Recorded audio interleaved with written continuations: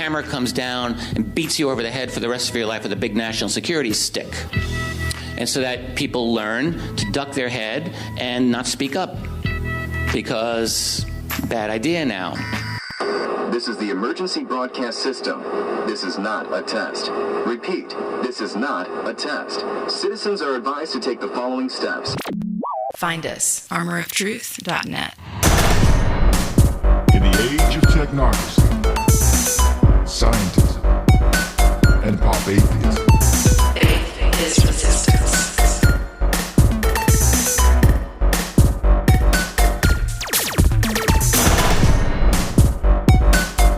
Nietzsche, of course, announced the death of God and called for the birth of the Übermensch, the Superman, who would take humanity to new heights to create a new world order.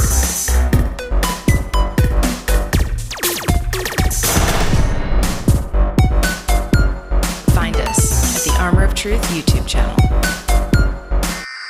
This is not a test. Repeat, this is not a test. Welcome, my friends. Armor of Truth Live, number 228. Trump has been charged. What, you didn't hear? Transgender rights. And they have vowed, officially vowed, to punish the wicked. And that means you. And that means me. And so that's what we see happening. We'll talk about that as we move on tonight. First of all, let's jump right out onto the scene. There you go. Maybe she ought not be too giddy just yet. Might want to play it cool for a minute. Those who know God will be humble. And those who know themselves simply cannot be proud. That is John Flavel. Old Puritan, speaking wisdom. We've got two stories for you here tonight. And yes, one of them is this. Former President Donald Trump has been arrested. No handcuffs, but was arrested, officially charged. Arraigned is the word. In a Manhattan courthouse, he pleaded not guilty to 34 counts before a judge, making Trump the first U.S. president ever to be charged with the crime, current or former president.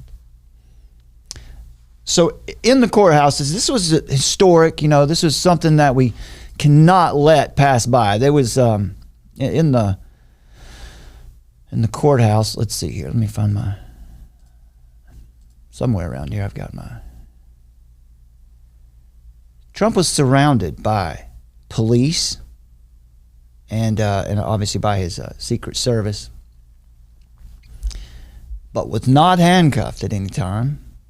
Never was placed into a jail cell, and there was no mug shot taken. I know David Pakman was just crestfallen that there will be no picture of Donald J. Trump in an orange jumpsuit or actually behind bars.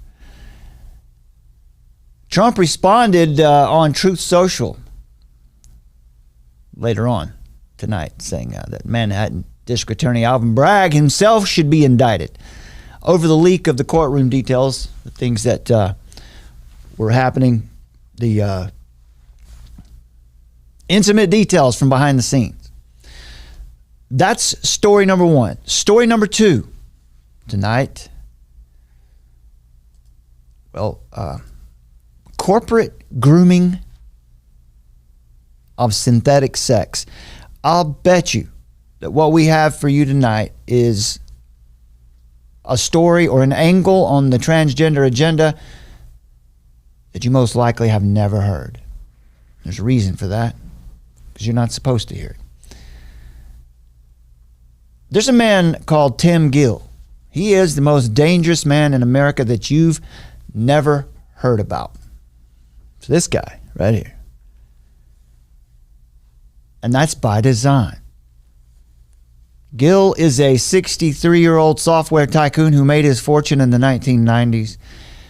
And as of June 2017, Gill has stealthily poured approximately $500 million into a direct attack on RFRAs, or Religious Freedom Restoration Acts.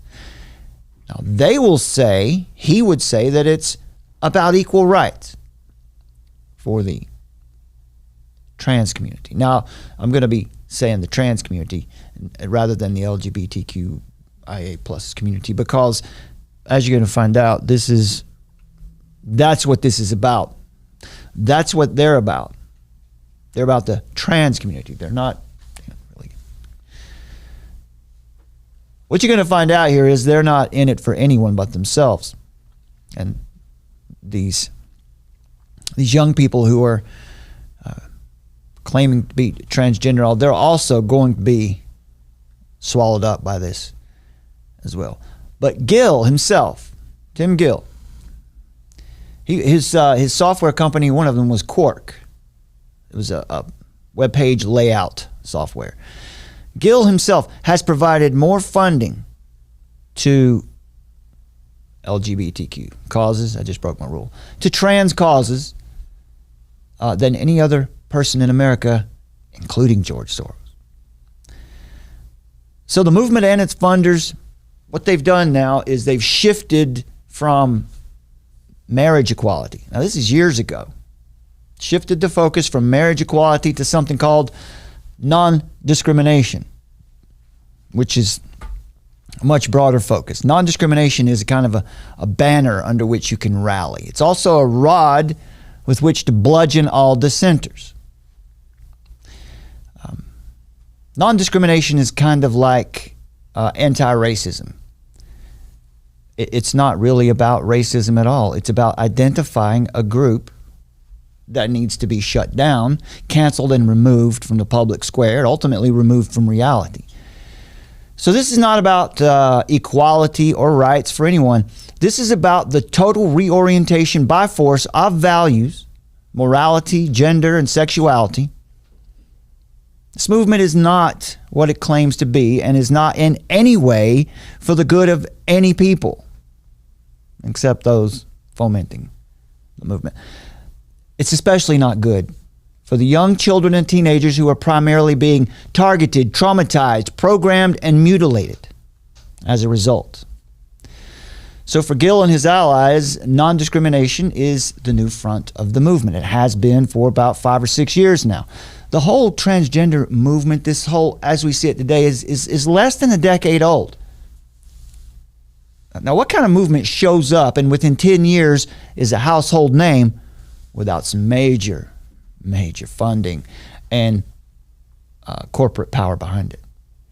So the non-discrimination now, that is a campaign that pits trans advocates against a religious right, especially a religious right that has been responding to government's redefinition of marriage by redoubling its efforts, defending the definition of marriage, for example.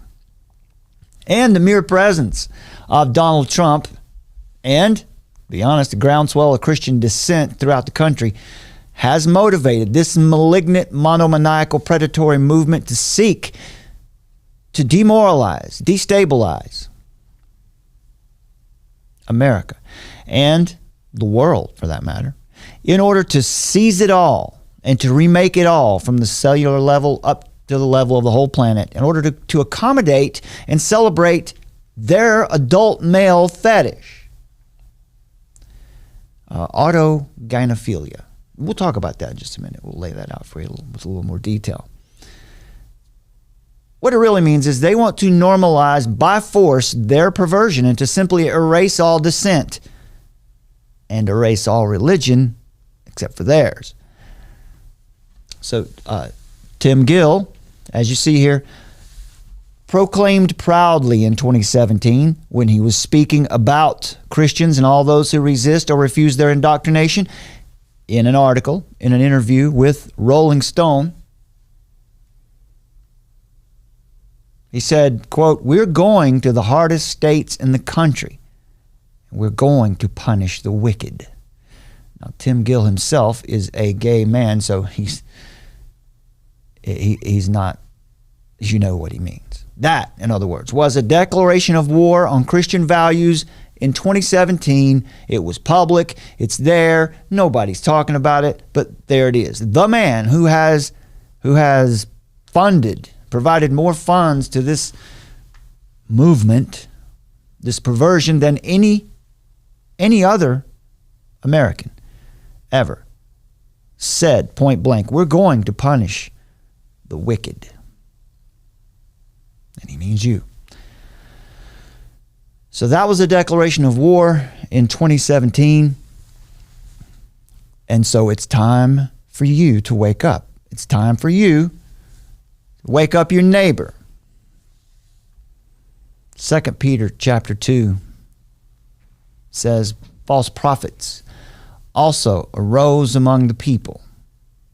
You know who Peter's speaking to here. He's speaking to the Jews in the dispersion who have experienced in new Christianity people who are stepping up and proclaiming themselves to be leaders, false prophets of all kinds. And he says, just as there will be false teachers among you who will secretly bring in destructive heresies, even denying the master who bought them, bringing upon themselves swift destruction. Verse 2 says, and many will follow their sensuality, and because of them the way of truth will be blasphemed. And in their greed they will exploit you with false words. Their condemnation is coming. Their destruction is not asleep. Let's welcome the lovely Summer from Atlanta. Say hello there, Summer. Hi, everyone. Welcome Hope to the everybody show. is doing very well out there in this madness going on. This is my lovely wife, Summer. For those of you who may be new to the show, we are co-laborers in this work together, and she's been working very hard behind the scenes on other topics. We're going to be talking to you more about things like this. FedNow is going to be coming up. We're going to be talking about the new infrastructure, anyway, for a new digital currency in the United States. And it's going to be coming right out of the central bank itself. Yeah, the soft launch is happening now. No doubt. This is, if anybody remembers, you remember this, Summer, back in January when the World Economic Forum was having their little powwow over in Davos, and this new word came out. This is the poly crisis. You know, well, Yeah. Hello, here we are. All of it by design, clearly, right? Clearly. So we're going to be talking about this, not in tonight's show, but in upcoming shows. We just want to let you know what we've been working on lately. Of course, setting the stage for the central bank digital currency. We hope something crops up to knock this thing back. But here it is, so we need to be aware. Doesn't seem to be so far, though. No, it seems to be moving full steam ahead. Remember, Klaus Schwab said in 2020 that the pandemic represents a rare but narrow window of opportunity to reflect, to reimagine, and to reset our world. And that is exactly what they're attempting to do anyway. And what we see happening around the world is this. More and more every day, Christians are already the most persecuted group in the world. Now it's coming to the West. And one specific group, very sadly, is being radicalized to play a role in this. If you didn't realize, if you weren't aware, the last four, we're going to try to use some language that's not too direct about these things. YouTube platform is fickle. Yeah, our last video is actually I don't know if you guys have noticed, but it's kind of fogged out. Yeah. So they don't even want to show you the thumbnail. And then we had to age restrict it as well. Well, they age restricted that one for us. We age restricted one earlier that had some pretty grotesque drag queen stuff in it. Mm-hmm. But YouTube took the last video we did where we were talking about what happened in Nashville and age restricted it. Not only that, they reduced the quality of the video down to, well, it looks terrible. So, and we know that it shouldn't be doing that because we have an ATEM. yeah, we've got the best equipment that that the average man can use to put this stuff out. So we're trying to bring you the best quality we can. So they just do what they like with it. But what you see here on your screen is interesting. If you didn't know this, the last 4 big events where lives were ended, all of them in some way or another identified on the rainbow spectrum. I don't say that to be disrespectful. That's just, I don't know what else to call it. Right? It's somewhere on that spectrum, from Colorado to Denver, Aberdeen, and then finally in Nashville. If you remember, I believe it was it not somewhere in Colorado Springs where that one was somehow or another they tried to blame Christians for that. Yeah. For that one. We talked about That's that right. one. We have a video not directly about that event, but Yeah, there's all kinds of polarizing articles coming out. Like in Ontario, they're saying that they're making it to where there's legislation where they can't have drag shows. yeah, so the pushback. Now, see, these will be, I don't know if that's a religious freedom restoration act or an RFRA. There's a lot of conservative leaders who are pushing forward these religious freedom restoration acts around the nation, and people like Tim Gill with his $500 million in funding. I'll show you from the article here in just a minute after we get through the Trump story. It's his duty to go out and shut down religious liberty, to punish the wicked. Edward Bernays said this back in the 30s when he wrote his book Propaganda. If we understand the mechanism and motives of the group mind, it's now possible to control the masses. It's now possible to control and regiment the masses according to our will without them knowing it. All right, now that has specifically relates to the transgender movement, as we'll discuss to you. Here in just a bit, we're going to give you some facts that perhaps you didn't know. Is it possible that there's some programming going on? That there are some new world radicals, the new left? If you remember, right, there was a Cold War. There was a strong communist left present in the world. The 30s, the 40s, really the 50s, and then the 60s. These totalitarian regimes. And however it happened, the Soviet Union fell in, I think it was 1991. But that left didn't go away. They just dispersed into the world, kind of like Operation Paperclip. But they just dispersed into the world, and they're back. They're back, and they have a new game. And part of that game is, well, there's new radicals. Are they being programmed? We know they're being radicalized. Is there a connection to our nation's well-known interest in researching and experimenting with mind control for the purposes of, as Dave McGowan wrote, programming to kill, or carrying out certain acts of violence and having no memory of the act? So these are some of the topics that we're going to be covering for you in upcoming shows. We wanted to give you an update of what we've been working on behind the scenes, because we haven't We haven't been as active in getting our shows out as we normally are, and this is what we've been. Yeah, the topics keep, working on. we're It's too fast. Yeah, it's happening so fast, and we do all this deep dive research, and then something crazy happens, and then we have to step back and go, okay, well, I guess we really need to dig deep into this too. So that's what's been going on. Well, there's only two of us here to do it, and well, we get a lot of help from our third officer, who remains anonymous. Yeah. But we do get a lot of help from her in sending us articles and keeping us abreast of certain things that are going on. But really, day-to-day operations, it's Summer myself. So Two-man show. yeah, well, two-man. Two men and women. Is that some kind of trans joke? Please, if you would, folks, Freudian slip. join our newsletter, my friends. Go to armoroftruth.net. You can join the newsletter there. There's a link in the description of this video to show you how to do that. And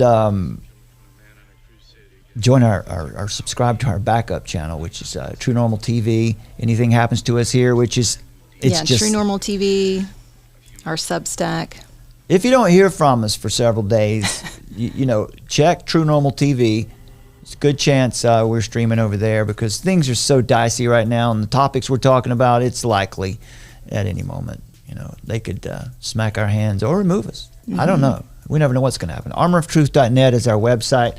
We do have a mobile app that we'll be launching very soon, where you'll be able to always find us.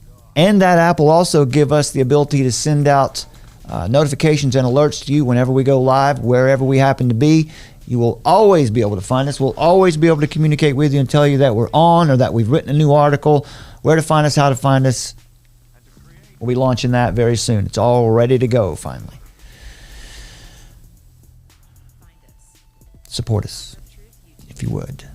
armoroftruth.net. Donate. Pray for us. More than anything, we could use your prayers, my friends, especially today.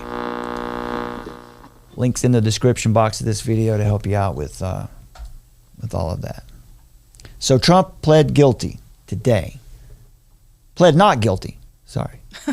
He pled. What'd you expect? He pled not guilty to 34 felony counts of falsifying business records. This is usually a misdemeanor. Someone flag me down if you've got something to throw in. Okay. I'm gonna pull the mic down for a minute.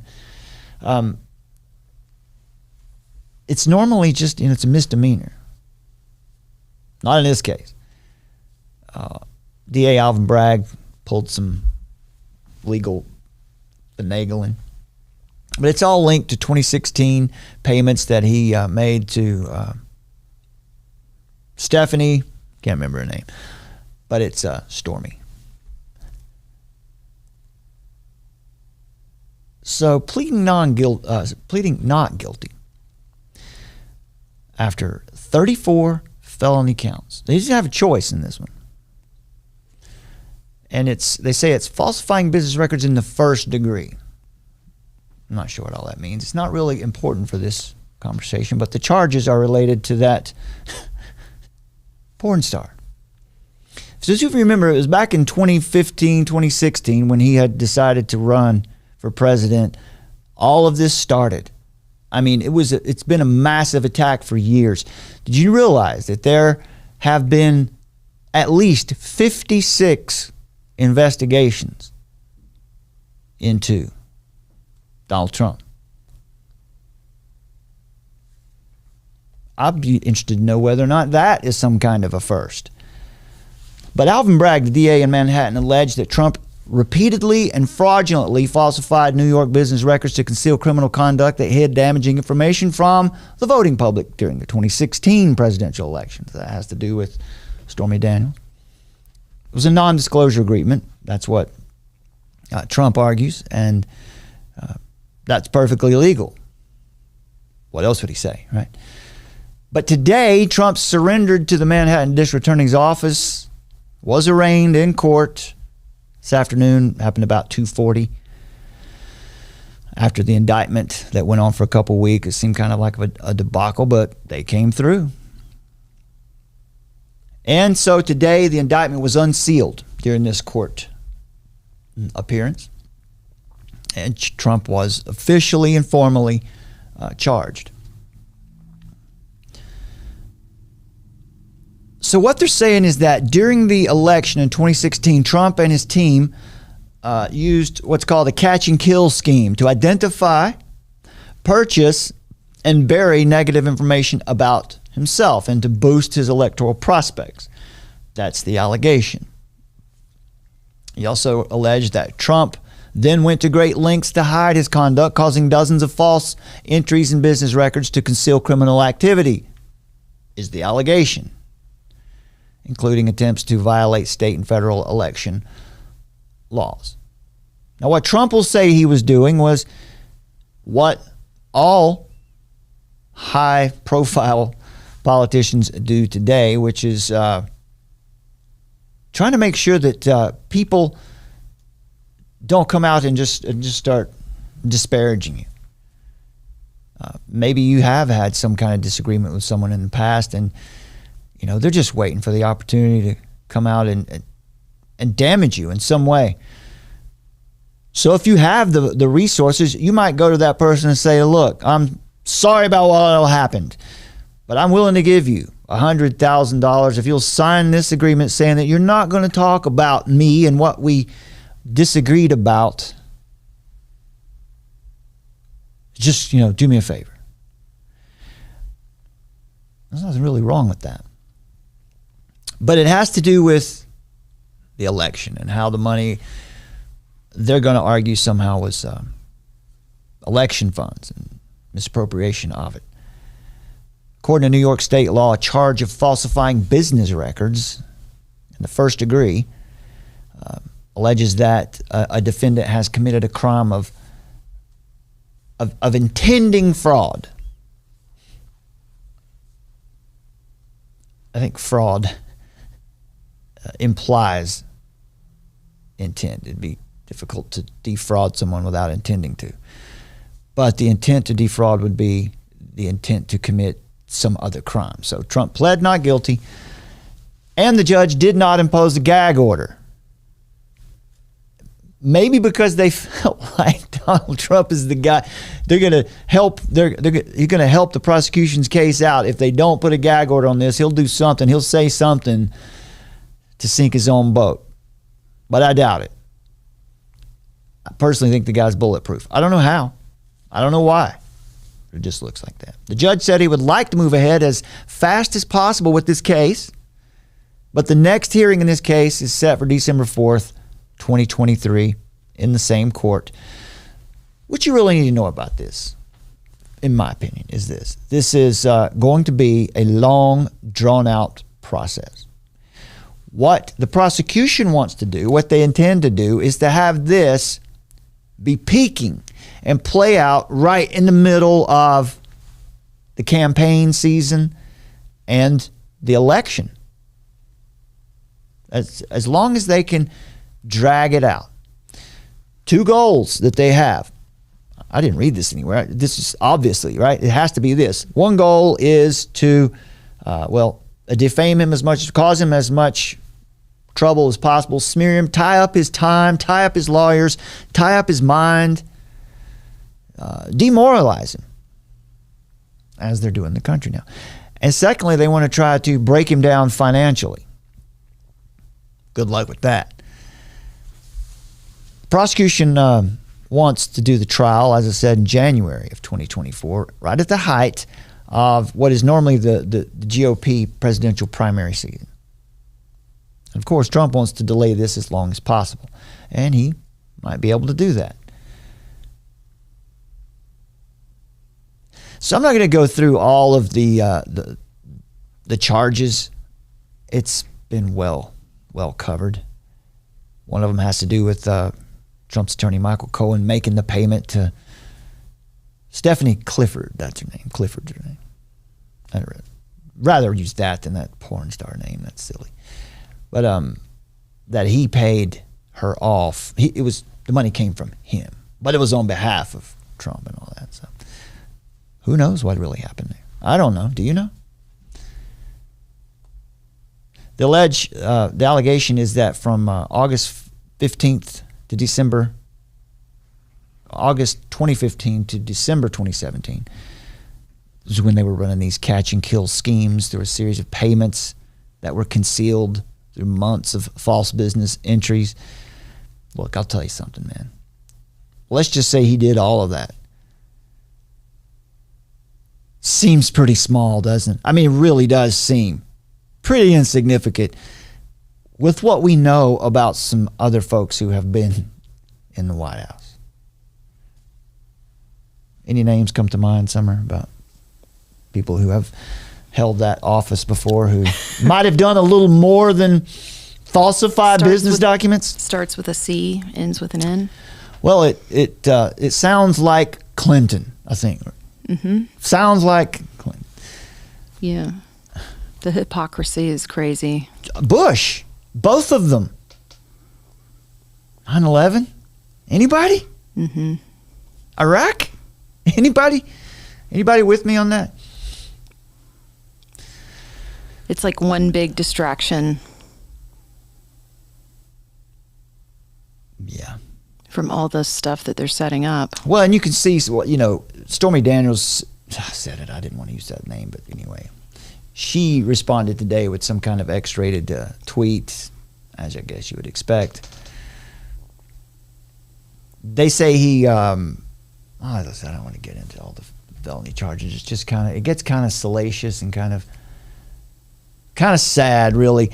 And that's the thing. But, you know, it's when I saw the pictures coming out on Twitter, I was, you know, there's that one where he's in the crowd and he's got all the police around him, and it could even be AI generated, but there's just this, like, it hits you in the gut and you're like, oh my gosh, this is really happening. And it just, the demoralization and the sadness that you feel for the nation.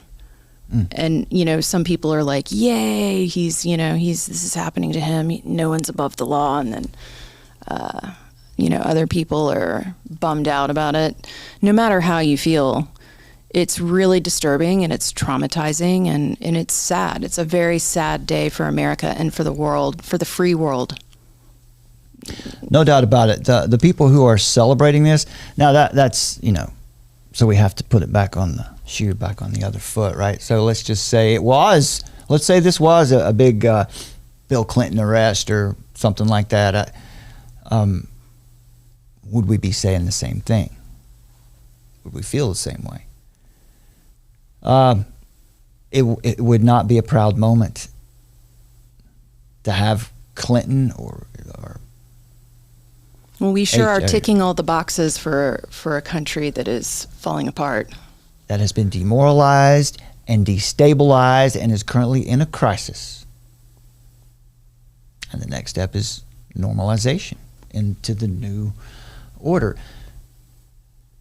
Look at this. What was this story somewhere about the trade deal between China and the U.S. that Trump had his administration had put together early on? It was set that China was going to do a lot of business with America, and all of that fell apart with Biden coming in, and so the pandemic. Yeah, well, same thing. Yeah, and Biden and the pandemic, and so that whole deal has fallen through. Of course, now let's make sure, because we're going to hear it from people. Yeah, the pandemic began under Trump's administration and vaccine Operation rollout. Fast Track, or what was it called? And Warp Speed. Warp Speed. Fast Track, Warp Speed. That's Trump. Yeah, that was Trump. No question.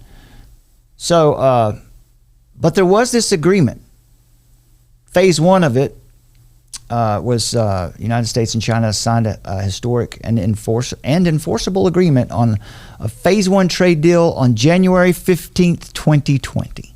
So much for enforceable. Right. The agreement requires structural reforms and other changes in China's economic and trade regime. So imagine perhaps how different things would have looked if this had gone through and this scam, demic, be careful here, that hadn't occurred, you know. Just throwing it out there for you. Check this out. I am going to run down a few of these. some of the investigations that are currently going on, Donald Trump. And as I do this, I challenge you. How many investigations are underway for either Clinton? One of the Bushes is passed on now, but George W. Bush, there's quite a few things in his closet too. But January 6th House Committee is investigating the U.S. Capitol attack. Right, this has been described as an insurrection, and that Trump was responsible for it. That he, in fact, was the leader of it. There's that. There is the Mar-a-Lago secret documents investigation where the Justice Department was looking into whether Trump violated federal law by failing to surrender top secret documents, something that had never been done to any president before. And I just remind you again, we're not here being apologists for Donald Trump. What we're trying to point out to you here is that this nation that you live in, whether you love Trump, think he's a psyop, or whatever you think, it's being torn to shreds. And it's not okay to sit back and just say, well, I knew this would happen. It's all happening the way I thought it would happen. But I thought it would happen because I know the truth. I'm awake. Big deal, right? This is real. This is not truth or cotton candy anymore. We have to be awake, really awake. There was the Georgia election interference investigation. State prosecutors in Atlanta investigating efforts by Trump and his allies to overturn the results of the 2020 election in Georgia. Right? We heard earlier, do we have that clip somewhere of the remember? Yes, we do. I forgot to play it. Listen to this. Listen to this absolute insanity from Rachel Maddow. This is good. This is good. Summer found this one, and it makes me happy that she found this. Listen to this. Talk about truth or cotton candy. Listen to this. Is making remarks tonight from his home in Florida. As far as we can tell, and what we were prepared for here is that this is basically a campaign speech in which he is repeating his same lies and allegations against his perceived enemies. It is just getting started. So far, he's just giving his normal list of grievances. We don't consider that necessarily newsworthy, and there's a cost to us as a news organization of knowingly broadcasting untrue things. So our deal with you is that we will monitor these remarks. If he does say anything newsworthy, we will turn them around and report on that right away. But for now, just know that it's happening and we're not taking it. Is making remarks one more time of knowingly broadcasting untrue. There's a cost to us as a news organization of knowingly broadcasting untrue things. And there's a cost to us as a news organization of knowingly broadcasting untrue things. So our deal with you is that we will monitor these remarks. They know that that's got to make people aggravated. That is the most ridiculous load of garbage. Mm-hmm. But of course, what is she going to say? What is she going to say? Of course, right?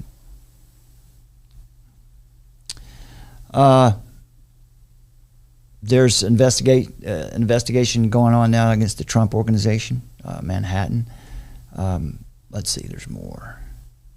New York State. There's just so many. Westchester County. There's some kind of an investigation.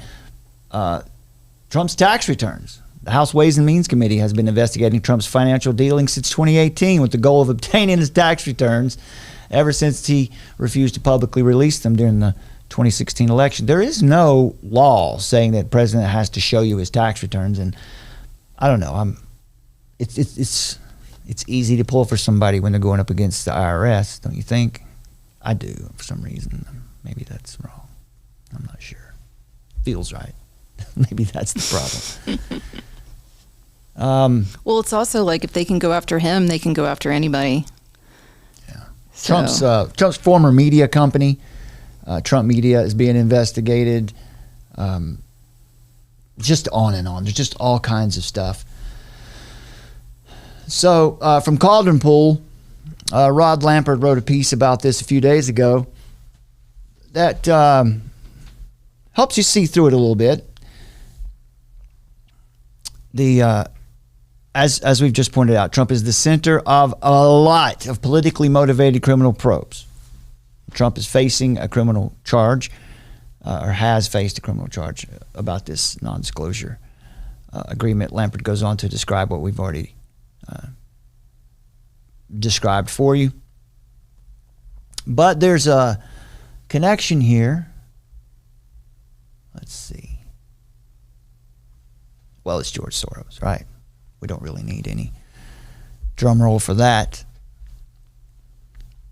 So Trump, well, as it starts, Alvin Bragg, the guy who has is prosecuting Trump here, believes, or it is being said that he has been funded, been put in place by George Soros, and we know that this is what George Soros and many others of his ilk, like Tim Gill and others, this is what they do. They put people in place to get the results that they want. You know, so that's also really sad for our country, that the process is corrupted by, I guess you would call them oligarchs, basically.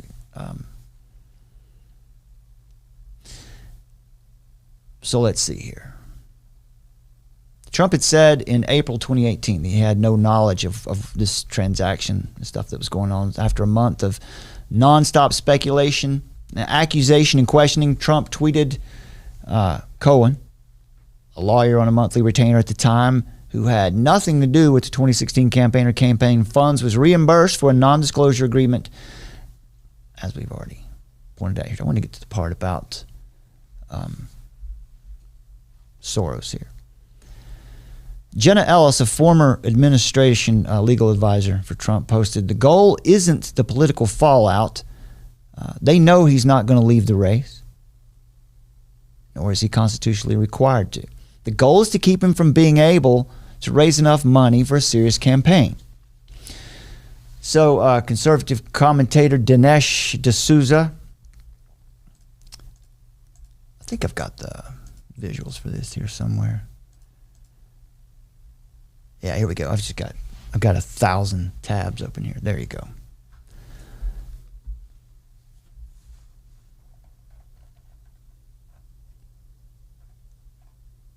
There's Jenna Ellis and there's Dinesh D'Souza. Said, arresting the leader of the opposition party is the signature move of socialist and third world despotic regimes. Moreover, it's always done in the name of fighting corruption and the rule of law. Ted Cruz remarked that the Trump indictment is garbage. Elon Musk, who voted for Biden, feeling kind of jaded, said the alleged Trump indictment was planned and funded by George Soros. Is this all a psyop, folks? What do you think? Referring to Soros' extended arm meddling and backdoor political and cultural king-making, Musk asserted Soros figured out a clever arbitrage opportunity. The many small political contests, such as DAs and judges, have much higher impact per dollar spent than the big races. So it's far easier to sway the outcome. You see the idea there? You don't need to spend money on putting somebody in the White House. You buy up as many judges and district attorneys as you can. Speaking to this,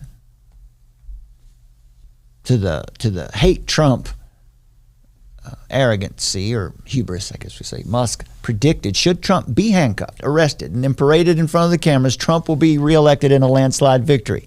Don't you think it's interesting that they didn't do any of that today? No handcuffs, no mugshot, because I think they know better. It wasn't Trump's. Maybe Trump's team requested it, but the DA didn't have to do that, and they never do that. White collar crime doesn't matter. Everyone that comes through there gets a mugshot, puts on the bracelets for just a minute, and many times has to hang out in the jail cell for a little while they're being processed. That's called being processed. Trump wasn't processed, and I think that's probably because they don't want that imagery, because Trump is becoming more of a cult hero than ever now. After saying that the indictment is an outrageous abuse of power, Republican Speaker of the House Kevin McCarthy called for no protests in the case of a Trump arrest. And I think we have to be pretty happy that so far we haven't seen anything like that. That's a good sign, at least. Maybe we're missing it now. I don't know, but so far. McCarthy also shot back at Bragg, saying, you need to fight some real crime. You need to spend your time focused on something that's actually a threat to the people. Questioning of the timing of Bragg's indictment of Trump, MTG is back at it. Marjorie Taylor Greene, you guys can't see that. That's too small. Here we go.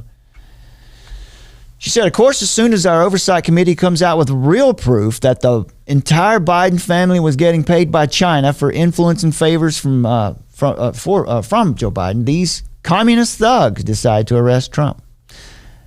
She calls for the impeachment of Joe Biden, and it's not even politics, she said. And of course, the Democrats were smiling like Cheshire cats. Elizabeth Warren says here, this is Elizabeth Warren, as Rod Lampert says, the Miss I identifies Native American Elizabeth Warren. And death to America Democrats are above the law. Nancy Pelosi declared no one is above the law, not even a former president of the United States. The predicted indictment of Trump follows the Biden-supported Trump is a terrorist propaganda campaign in September 2022. So Bragg's arrest of Trump also rhymes politically with the FBI's August 22 raid of Mar-a-Lago. And so what Lampert says here about a non-disclosure case, he says, notably, Stormy Daniels, Clifford, lost a 2018 defamation lawsuit filed against Trump in 2022. This is another story that was out today. And she was forced to pay the former president $300,000 in legal fees. Do you think that's interesting? I didn't hear David Pakman talk about that today, and I listened to him for about 30 minutes. He didn't mention that. He didn't mention the fact that the porn star that this is all about lost a 2018 defamation lawsuit against Trump and was forced to pay $300,000. At the time, Trump doubled down on his defense, saying, as I have stated many times throughout the years, I have never had an affair with Stormy Daniels, nor would I ever have wanted to. So that's what's going on with Trump. All right, you tend to bring the wisdom here on this show. So well, as we leave the Trump story, what? Anything stand out to you, or are you just sick of it? Help the people come to terms, right? This is sad. Number one, as Christians, we need to pray for this nation, and we need to Melania? Pray. Summer said something. I'm queuing up Summer because today she said something to me that just was heartwarming, and I want you guys to know about it. Right. I said, what about Melania? Yeah, what about Melania? Right. Yeah, for real. I did say that. I was like, where is she in this? Nobody's talking sympathetically about her. Where's her story? Where's her voice in this? And just the hypocrisy of it, right? Because everybody's supposed to be so sensitive to, we're all for females now and putting women up on a pedestal in the radical left, right? But where is that? It's silent. So just once again, it's the hypocrisy that we see. Well, so I know, because when you think about this, man, we've got this left that's so, feminism, right? That's what they say they're about. But it doesn't ever seem to work out that way. It doesn't. No one seems to be too concerned about. Well, I guess they want to destroy the family. Well, right. So anyway. Silence says volumes, and actually, as we come to find out with our story with what we know about the trans agenda, once we dig into that and the why behind the why, you're going to understand why that silence is happening around her even more.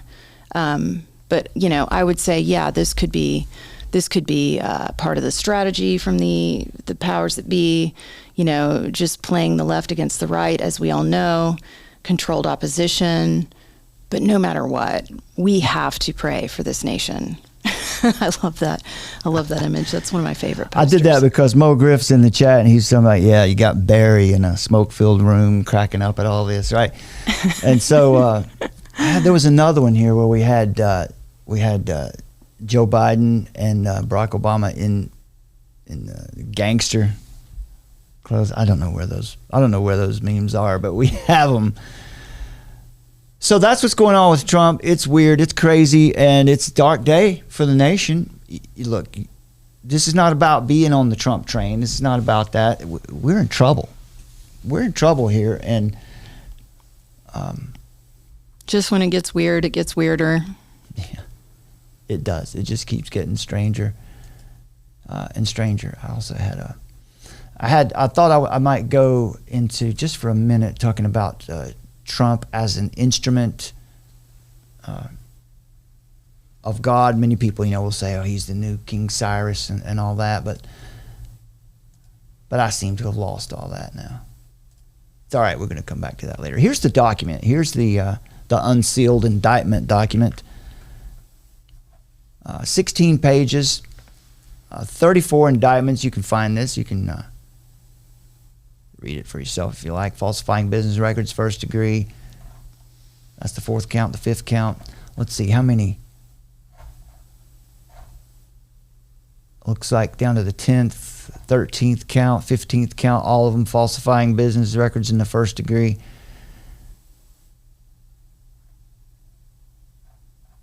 Interesting. 23rd account. All the way to the bottom to the 34th account. Now, look, folks. Look, come on, Summer. Yeah, why not 33? Yeah, can you imagine if it had been 33? 33. Well, they put the 34 on there just to make us talk about it. Also.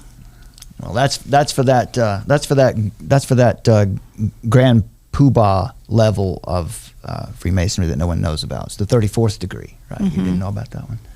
Yeah, we're in the New World Order now, so there's another degree. It's the 34th degree. Okay, now, we're off Trump. Now, this is, let's see here.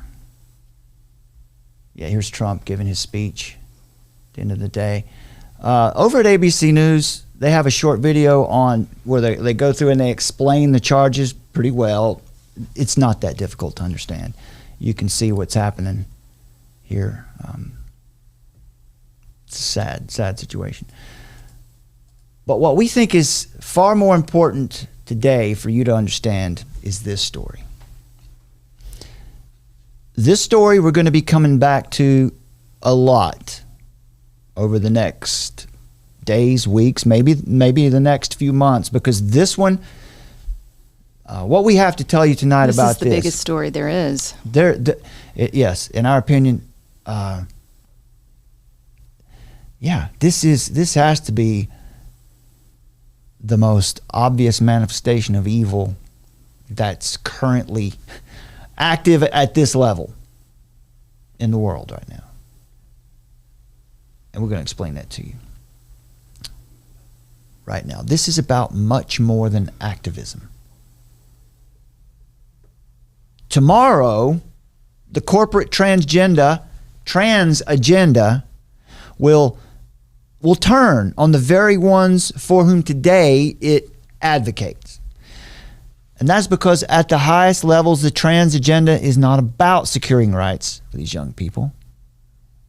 As I said earlier, it is a fundamental reorientation of morality, sexuality, and ultimately humanity.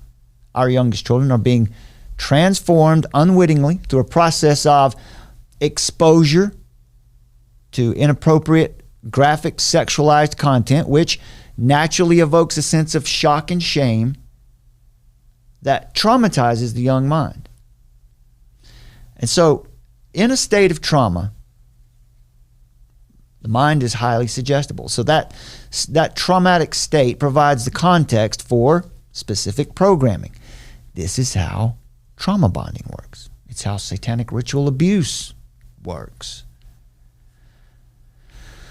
It's how mind control works, especially the MK Ultra brand. of mind control that we're all so familiar with today. So whether this was shown to be done intentionally or not, we don't even have to go that far yet. The outcome is the same. Corporations are grooming young people today to cause them to identify as transgender in greater numbers than ever before. And that is not because the culture is more accepting. It's not because there are more transgender people than there's ever been before, or they're just able to live it out in the public now because we're so accepting of it now. No, it's because young people are being programmed into this. So we're going to be, over the course of our coverage on this new angle on this whole thing, we're going to be breaking this down for you so that it's all very clear. And so that you'll have information, facts, and the tools to discuss this with people that you come into contact with as well, because this has to be shut down as fast as possible. And it starts out with the language. Transgender it's not a type of person. Jennifer Billick is one of the people that we're going to be introducing to you. She's a secular feminist and environmental activist. But she's called this thing out. Now, some of her conclusions we might not agree with completely, but where she has followed the money, you can decide for yourself. Very compelling. And it starts with this word transgender. It doesn't mean anything. The word means nothing. It's like non-discrimination, anti-racism. These words don't really mean anything. It's a conglomerate name for an array of corporate pressures which groom children and adults for industrial body disassociation. So those opening, so these people who are running this, who are putting this forward, they're opening humanity to further corporate encroachments into our bodies. It is the colonization of humans, directly targeting the next generation. It is, as renowned transhumanist Martin Rothblatt, let me get his picture up here for you. Yeah, I'm going to say his picture. He wants to be a she. Sorry, there you go. He wants to be a she. He pretends to be. Dude looks like a lady. There's Martin Rothblatt, right? As Martin Rothblatt says, this is the on-ramp to transhumanism. There's the underlying story. There's the big story here, right? Martin Rothblatt, this guy is he's the one who has given us satellite radio and satellite TV. Billionaire. Yeah, so the gender industry is corporate grooming for transhumanism. Now we're going to break that down for you in great detail. We won't get to all that detail tonight, but we want to introduce this topic to you. Rothblatt here, as you can see, he has his own transhumanism religion. Says we're making God as we're implementing technology that is ever more all-knowing, ever-present, all-powerful, and beneficent. Now that last word, beneficent. Really? I don't think they're ready to say that. The audacity, the rebellion. Yes. That's just rebellious. Now, what's interesting about this is the word transgender doesn't define anything clearly. This is Jennifer Billick. This is her opinion, and I happen to agree with someone. I think that this is excellent work that you need to be aware of. So the word doesn't really define anything clearly. In fact, the word transgenderism obscures the truth of an industry that is manifested in its name. It allows definitional goalposts to keep being. Go ahead. Yeah, I was just going to say there's like an umbrella of things under trans. It's, just think of it as a corporate entity. Folks, they have flags. It's not just the rainbow flag. There's a flag for transgender. There's a flag for intersex. There's a flag for whatever else. All of them. Yeah. Look, let's just take a look at them for a second. Yeah, we've looked at those before. Oh, I got to play these tweets. That's right. I forgot about these tweets. Check out this video, folks. I'm a little bit excited about this because this story is so huge. Well, it connects all the dots. It does. Yeah. This is going to put the whole story for the new world order is going to have, you're going to have something to really hold on to with this story. All right. So I'm a little bit giddy and overwhelmed by it because I want to dive into all of it now, but we can't. It's too big. Pray for this video. Pray for this video. Yeah. No question. And that this story can come out. Now, we're not the only ones reporting this, just so you know. But this type of information is certainly being suppressed in a big way. So let's start out this way. Listen to how these folks are speaking, what they're actually saying here. Their emotions. I can't hear that, can you? You are, no matter how hard they try. You are a gift to this world. Tonight from his home in Florida. As far as we can tell, and what we were prepared for here is that this is basically a campaign speech in which he is I've got repeating Rachel his same barking in my ear over here against his perceived enemies. It is just getting started. So far, he's just giving his normal list of grievances. Look at Rachel getting even with us. Look at Matt Al. Matt Al's getting even with us. Hillary. It's the spirit of Hillary. She stepped in to shut that one down. Okay, hang on just a minute here. We've got, now let me get back to that. Just pay attention to how effusive the love is here. And then we want to challenge you to think about this a certain way. Dear trans kids, my dazzling trans youngsters, my young trans powerhouses, my courageous trans bunnies, beautiful, extraordinary trans kids. Hi, we love you. That wasn't part of the script, but I added it. You're extraordinary. You're inspiring. You're exactly who you're supposed to be. Don't let anyone tell you otherwise. No one can erase who you are, no matter how hard they try. You are a gift to this world. You. Okay, well, they're wonderful people, right? Here's what's weird. Again, I can't remember the name of the disorder, but there is a disorder out there where people, where you have like an arm or a leg, one of your limbs, and it's a brain disorder where you don't feel like this arm really belongs to you for some reason. It's a dissociative disorder. It's disassociation from a body part. It's a sad ailment. It's a sad disorder that people struggle with. Where are their parades? Where are the YouTube videos for those people? Where's Teen Vogue when it comes to that?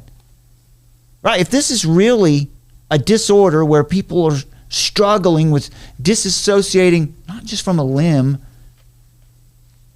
not just from an experience, but from their body.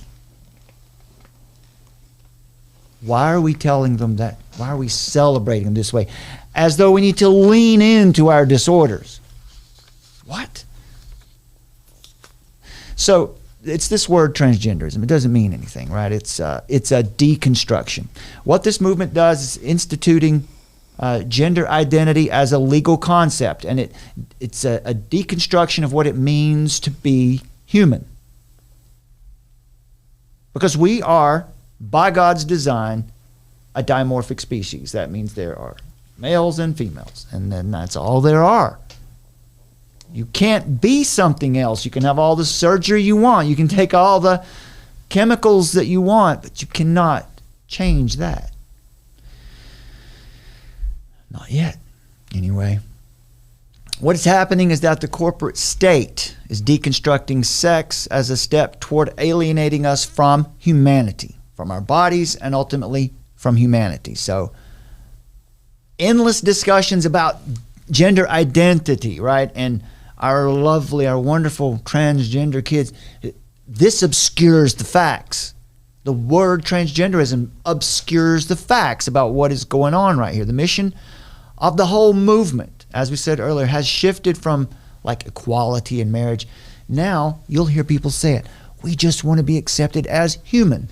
Well, amen. We want you to know that you're human too. But it's got nothing to do with this. Who was it that gave you the idea, that put into your head that you're not human, or that people aren't seeing you as human? What is that argument all about? So it's just a vague concept. It's being embedded into the legal structures in the guise of human rights. Here's where it gets dangerous. When this becomes human right, where someone can disassociate from their body, from their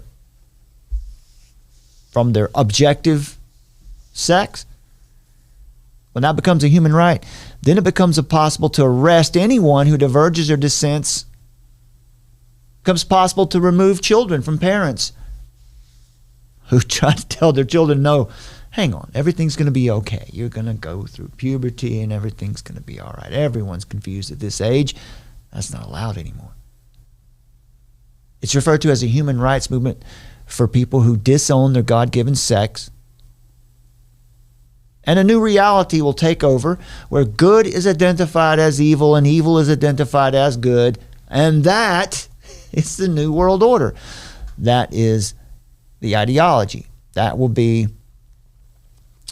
even the spiritual element of the New World Order, right? Because it's to transcend the body. It's time to wake up. Like never before in our lifetimes has more been at stake than is right now. Remember 2 Peter chapter 2. Many will follow their sensuality. Because of them, the way of the truth will be blasphemed. In their greed, they will exploit you with false words. All right. One of the terms is autogynephilia. Auto, self, gyna, female, philia, love. Right. That is where a man idolizes or is attracted to himself in the form of a woman. Okay? This is eugenics. Right? It is, transhumanism is eugenics. It's eugenics in the sense of those who don't want to dissociate from their bodies are not fit. Now, what you'll find out right now as we go into this story, the first person here that we're going to cover will be Tim Gill, is that the men who are behind this, some jump in if you have a point here, because Summer's done, she's the one who found this information. So she's put in more time at this so far than I have. But these are men. These are wealthy billionaires who are funding and causing this kind of movement that you see there on the screen right now so that they can live out their fetish. Yeah, they want to normalize their fetish in the culture. And the way that they're making it happen is through their billions, through non-governmental organizations. In fact, it's very interesting when you find out that a lot of the foundations that from in the 80s and 90s and 2000s were about raising funds for HIV research and treatment. Within the last 10 years have all shifted now to trans issues. Yeah, they're operating through the same NGOs that were operating when AIDS and HIV was rampant. Well, this thing is this. We just have to be grateful, the grace of God that women. This is for all we found so far are really brave women. A lot of them who are not in the faith at all are the ones. Well, it's coming from the feminist voice, so it does actually make sense, like the real feminists. Yeah, the original, the traditional, classical feminism. Right. So they've been able to identify that, hey, wait a minute, like I guess about 10 years ago, people started to be deplatformed when they were talking about, there's only a male and there's only a female. And so that's what led Jennifer Bielek to start investigating, hey, what's going on here? And then she found out that the medical industrial complex is actually bigger than the military industrial complex, and that what stands... Wow. Yeah. Wow. I wasn't aware of that particular fact. Yes. That's right. Wow. And so this thing, it's serving so many functions as just a gigantic moneymaker. If you can basically, they're attempting to normalize the idea that human reproductive sex exists on a spectrum, and ultimately they want to control reproduction. Where have we heard that before? Control reproduction. And now I think the ultimate goal, right, is to get reproduction in the hands of the tech industry. Right. Google, right? We want Google. We want Facebook. Yeah, it's not Google and Facebook, but it's some tech giant behemoth. Right? We want reproduction to be guided by the tech industry. What was that? Do you have the notes on the Georgia Guidestones? Well, it's guide reproduction. Guide reproduction wisely. The second. That's the second one, and then the next one is create a new living language. The third one is create a new living language. The first one is keep humanity under 500 million. So. Oh yeah. Okay. Yeah. So this has population control written all over it too. Totally, it does. Let me tell you this. Here's one of the main reasons that we would say that. Okay. This is where the contradictions just become so rich, where you can see that obviously you've got to tell people who are swayed or persuaded by this that they're being taken for a ride. Listen to this. This used to be transgenderism used to be something that was something that happened to it was very, very rare. And when it did happen, it was almost always a young boy who felt like he was in the wrong body, or felt like he should be a girl. But for some reason, now it's not all, but a lot of it is teenage girls. Now, here's what's happening. Even without parental consent, some cases, even without parents being aware that it's happened, a teenage girl can say that she feels like she's really a boy. And in some cases, it's happened where Abigail Schreier polled some of her friends and had them go, ask their teenage daughters, and like in one class, like a seventh or eighth grade class, 30% of the girls in the class said they identified as trans somehow. That's a social contagion. That's not really happening. No, the kids are really experiencing something, but it's because it's happening. They're being programmed. They're being traumatized by being shown these graphic images. Yeah. It produces shame. When you're young, I remember this as a kid myself, the first time I saw Boy George. You've talked about that. Felt weird. I just felt weird. There was some kind of shame.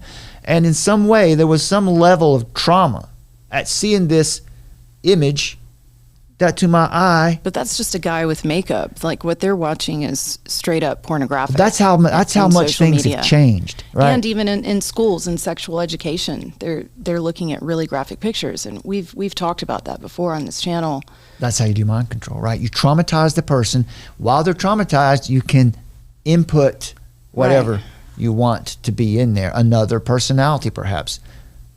Yeah, because the kids, they just get shocked, and then they feel like a sense of shame, and then they feel a sense of confusion, but probably they also have some sort of arousal, and then they start to dissociate. I didn't feel any arousal when I saw Boy George. Well, but I'm talking about the sex ed. But I was shocked. The social media. Yeah. I was shocked, and I was traumatized in some way, And so I can see how that would be. But they're doing this on purpose. And now Now, where in my day when I was a little boy like that, it was just obvious. You know, it was you didn't want to be gay. You didn't want people to think you were. But today, let's say you're a young child and you've been exposed to these graphic images and these ideas, right? And by nature, shame. There's some shame associated with just seeing it.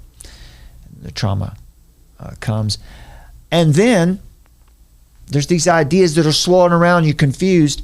And then the next thing that happens through social media and general culture, all you're hearing out there is this. You start hearing nothing but this kind of language right here. Dear trans kids, right, this is all you dazzling trans youngsters. My positive reinforcement. Right, and so let's say positive reinforcement. Yeah. Let's say especially maybe you're a teenage girl and you just feel awkward and you're not popular and you feel weird, and well, you're very likely to hear this and be, well, of course I'm trans. Right, well, I'm trans. Yeah, the whole culture is mirroring it back to you, right? Like in the school system, exactly. On the television, in the social media, everywhere you turn, billboards, everything. So it's constantly reinforcing this. Now, here's the point I wanted to get to a moment ago. Here's what happens, right? This is a movement about equality. It's feminism, right? It's about, it's anti-racism. Okay, so let's say this teenage girl is influenced like this and she feels like she's trans, and immediately, very easily, puberty blockers will be made available, prescribed, and then but the main puberty blocker, the primary one that's given out, is a drug called Lupron. You know what Lupron is? Lupron has always been a drug. This is why it was created in the first place. Why it was synthesized in the first place. It was the drug that was given to sex offenders, males, to chemically castrate sex offenders, right? So it's outrageous. Okay, so what happens is this teenage girl says she's confused, and the school immediately intervenes, and she's given puberty blockers. We're going to just hit the pause button for a little while. What happens next, as Abigail Schreier reports, almost always the next step is, right, she's already feeling out of step with her peers.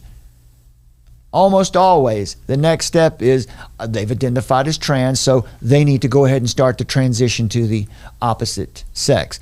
So what almost always happens is they're given testosterone. Which causes aggression. And even worse, it always causes sterilization, infertility. Yeah. When you give puberty blockers, and then for a female, and then it's followed up with testosterone, in almost every case, it causes infertility almost right away. They're sterilizing the population. So guide reproduction wisely, they Guide said. reproduction wisely, improving fitness and diversity. That's the actual line. But now, where do they get the testosterone, folks? Yeah, the pharmaceutical company. But who gives out more testosterone to teenage girls who say they're trans than anyone? Guess who?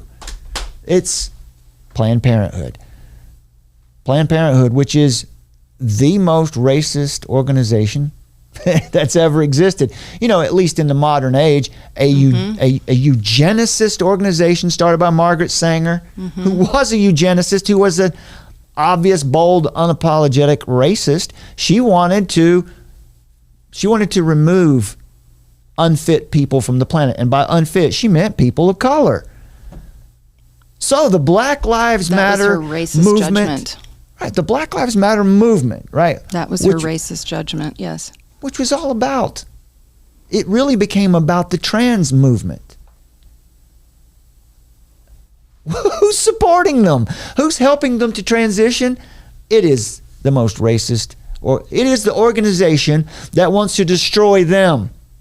Now that's the contradictions that we see at work here. This is why you have to let people know that you're manipulated. You're being hoodwinked. Yeah. Listen to it. But it's worse than that because it's embedded in the culture. It's a mindset. Now listen to Sean Carroll, who's an astrophysicist. I believe he's a very well-known scientist. Who, you see him all over YouTube. He's on Science Channel a lot. He said categories such as male and female are just human inventions. They're stories we tell ourselves because it helps us to make sense of our world. He said the basic stuff of reality is quantum wave function, or a collection of particles and forces. Whatever the fundamental stuff turns out to be, that's all just overlay. So you see, this is not just coming from fringe social media influencers. It's in the institution. It's taught to kids in school. Right? Yuval Harari, who Summer did an excellent job of exposing a few weeks or months, a couple months ago, about his book. What was that book called? Something Us. Oh my gosh. Unstoppable Us. Unstoppable Us. Yes. What he's doing is he's teaching children a new myth about who we are, a new religion. Right? Harari says all kinds of fascinating, interesting things like this in his book, 21 Lessons for the 21st Century. He says people's identities are a crucial historic force. Human power depends on mass cooperation, and mass cooperation depends on manufacturing mass identities. All mass identities are based on fictional stories, not on scientific facts or even on economic necessities. This is a guy who wants, he wants his ideology to rule the world. Yeah, his children's book was supposed to be the actual story of the history of the planet and humans and all this stuff. And school systems are taking it up and using it as part of their curriculum. Mm-hmm. Stuff like this. He says attempts by Nazis and communists to scientifically determine human identities based on race and class proved to be dangerous pseudoscience. And since the scientists have been extremely reluctant to help define any natural identities for human beings. What? Really? This a brilliant man, right? So how do we make people feel loyal to one human tribe and hostile to another? He goes on to talk about how religion is the problem, Whether beautiful or ugly, all such religious traditions unite certain people while distinguishing them from their neighbors. Freud ridiculed the obsession people have about such matters as the narcissism of small differences. Now, to a degree, this is correct. You see this happening right now with the Trump deal, right? With what's happening. The reason that there won't be any sort of uprising against the people who are trying to take down our nation is because we're over here, we're all too busy arguing about little things. Freud was right about that part of it. But it goes on to say, if you happen to be gay or lesbian, it is literally a matter of life and death, whether you live in a place like Israel, Iran, Saudi Arabia. In Israel, LGBT people enjoy the protection of the law, and there are even some rabbis who would bless marriage to women. In Iran, gays, lesbians are systematically persecuted and occasionally even executed. So if you blame Facebook, Trump, or Putin for ushering in a new and frightening era of post-truth, remind yourself that centuries ago, millions of Christians locked themselves inside a self-reinforcing mythological bubble, never daring to question the factual veracity of the Bible, while millions of Muslims, as he says here, did the same thing. And so for millennia... Dangerous stuff. Yeah, for millennia, much of what passed for news and he's talking about fake news here. Much of what passed for news and facts in human social networks were stories about miracles, angels, demons, and witches, with bold reporters giving live coverage straight from the deepest pits of the underworld. We have zero scientific evidence, he says, that Eve was tempted by the serpent, that the souls of all infidels burn in hell after they die, or that the creator of the universe doesn't like it when a Brahmin marries a Dalit. When a Brahmin marries a Dalit. Yet, billions of people have believed in these stories for thousands of years because some fake news lasts forever. What is Harari's answer to this? What is the World Economic Forum's answer to this? Well, clearly, it's to create a new myth, a better myth. Right? He just said that all that does is cause animosity. But we've got a better idea. Our myth is going to be better, he says. Once again, we've said it before, it's a technological religious cult. That's what this is. Right on. Well and said. If you that's don't agree with it, then you're going to be canceled. This is from the White House here. Right. This is right out of the White House. So you can see what's happening here, folks. This word, transgender, this word here, doesn't mean anything. That is an obfuscation for a movement that fully intends to reorient humanity in a transhuman direction. In fact, in an anti-human direction. Let's listen to Calvin Robinson here for just a minute, what he had to say. There used to be a time when terrorists would be proscribed and condemned. But in the politically correct 21st century West, it seems we're always on the back foot. It used to be said, never negotiate with terrorists. These days, it feels like we give in before demands are even made. Take a look at what happened with Kelly J. Keane on her recent trip to New Zealand. The LGBTQ+ community protested before she even arrived, claiming they would be unsafe if she was allowed to speak. Trans activists said they feared for their safety because Kelly J is such a danger to their existence. Kelly J, being the brave women's rights protester that she is, went anyway. What happened? She was attacked. Not only was she abused verbally, but liquids were thrown at her too. She was almost trampled by an aggressive mob. She genuinely feared for her life. Were trans activists in danger from one little woman traveling to say her piece? Or were they playing the victim, gaslighting us all, being cry bullies in order to shut down opposing viewpoints whilst hoping to cause her harm? I would argue it's a totalitarian tactic often used by people who call themselves anti-fascists. They've learned from the fascists they purport to detest by using their methodologies against the rest of us. And then there was the absolutely awful shooting in Nashville. A trans activist shot and killed children and staff at a Christian school. I won't name her because she does not deserve fame, but her actions were evil and immediately followed calls for a trans day of vengeance. Trans activists use hyperbolic language like trans genocide, as if denying their identity is the same as killing them. In the liberal progressive West, most people would be happy for anyone to live their lives however they see fit, as long as they're not harming anyone. The problem trans activists face is when they try to impose their ideology onto everyone else. There it is. I would say denying delusion and refusing to affirm fantasy is not the same as genocide, and to claim otherwise is quite disgusting. What he said there, that's the crux of the matter. Right? They're telling you, they're telling us that you're harming us. There's a genocide happening to us. But it's not coming from us. Yeah, exactly. It's coming from the people that are doing it to them. The people that claim to be supporting them. It's coming from those people who claim to be supporting them. That's exactly right. It's coming from these people who are putting the rhetoric in their head.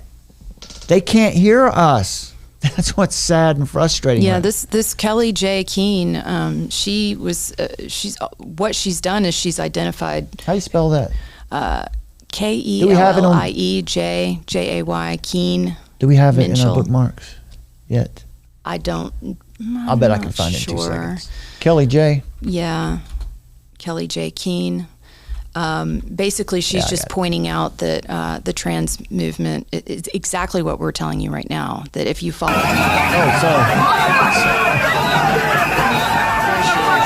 Sorry about that. Yeah, that's okay. There she is, right there. She wants to stand up for actual women and women's rights. So what was she doing here? She wanted to let women have a platform to speak about their issues, what was on their heart. She was there to talk. She was there to speak, right? She was there to speak. And she also has identified the fact that this trans movement is like a farce. Who's attacking whom? Right? Who is attacking who? Right? This is look, 2 Peter 2, they're going to try to confuse you with language. right? They're going to tell lies and tell you that it's the truth. They're going to try to do their best to convince you that you're attacking them. That is ultimately gaslighting. Yeah, once right again, here. gaslighting. Listen to this gaslighting right here. Let me back it up. And one of the things that we saw during the midterm elections is that people don't want their freedoms to be taken. They want us to fight for their freedoms. And so it is shameful, it is disturbing, and our hearts go out to the trans community as they are under attack right now.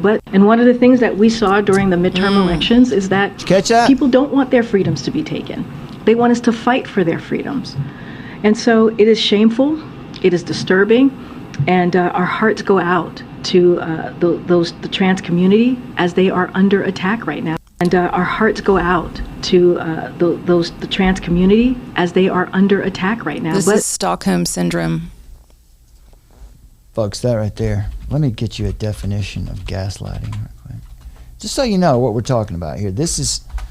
People love their abuser. They think that these people are... They think that the powers that be and all this legislation and everything is going to give them a happy life.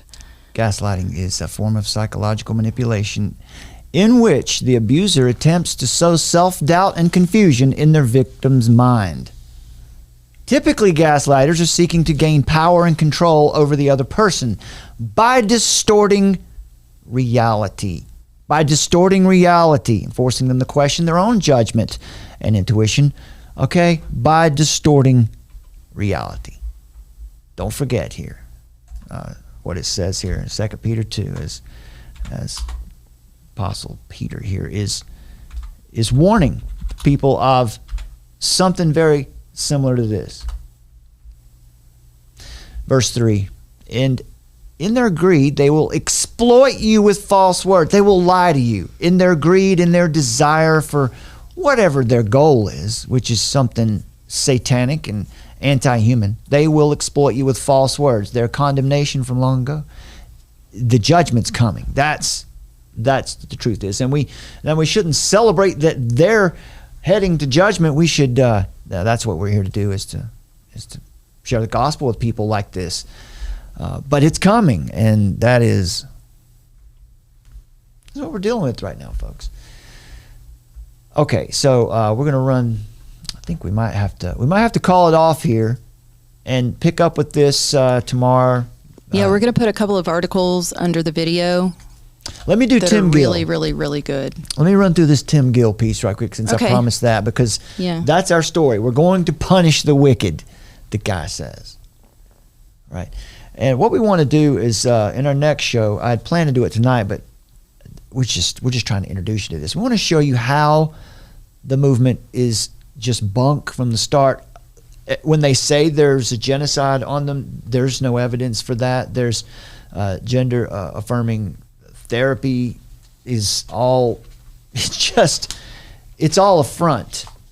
For instance, like in 100 years of diagnostic history, right? Gender dysphoria typically began in early childhood between the ages of 2 and 4. Usually it was a boy. Historically, that's been the classic presentation of gender dysphoria. And over 70% of them, hey, by the way, this is the science. This is the science. Over 70% of them naturally outgrew that gender dysphoria. You know how? By going through puberty. Well, they did not. Imagine that. But those who didn't grow out of it, those 30% of that very tiny number of people that this happened to, experienced gender dysphoria, those who didn't grow out of it never believed that they were women. They just actually felt more comfortable presenting themselves as women. Right? Today, when children have these confusions, which we can show you without a doubt and will, how it's being programmed into them. Today, when they show up confused, we just label them trans kids. Teachers, therapists, doctors, affirmative care, they're there to affirm this confusion. They're there to capitalize on the confusion of gender dysphoria and to immediately help the young girl or the young boy to immediately transition as fast as possible. And then come the puberty blockers, and then for the girls, it'll be testosterone, and then from that point on, infertile.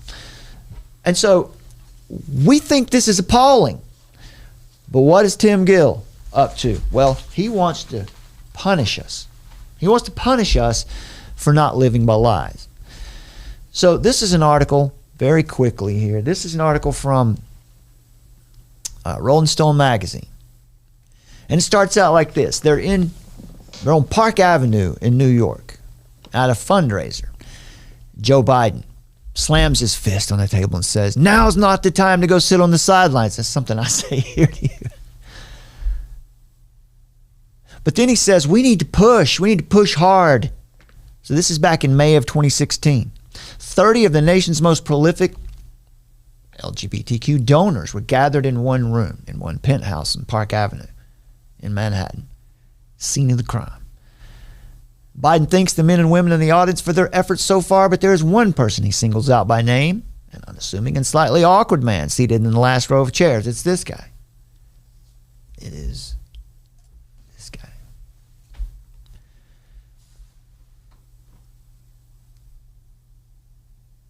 Biden says he's incredible.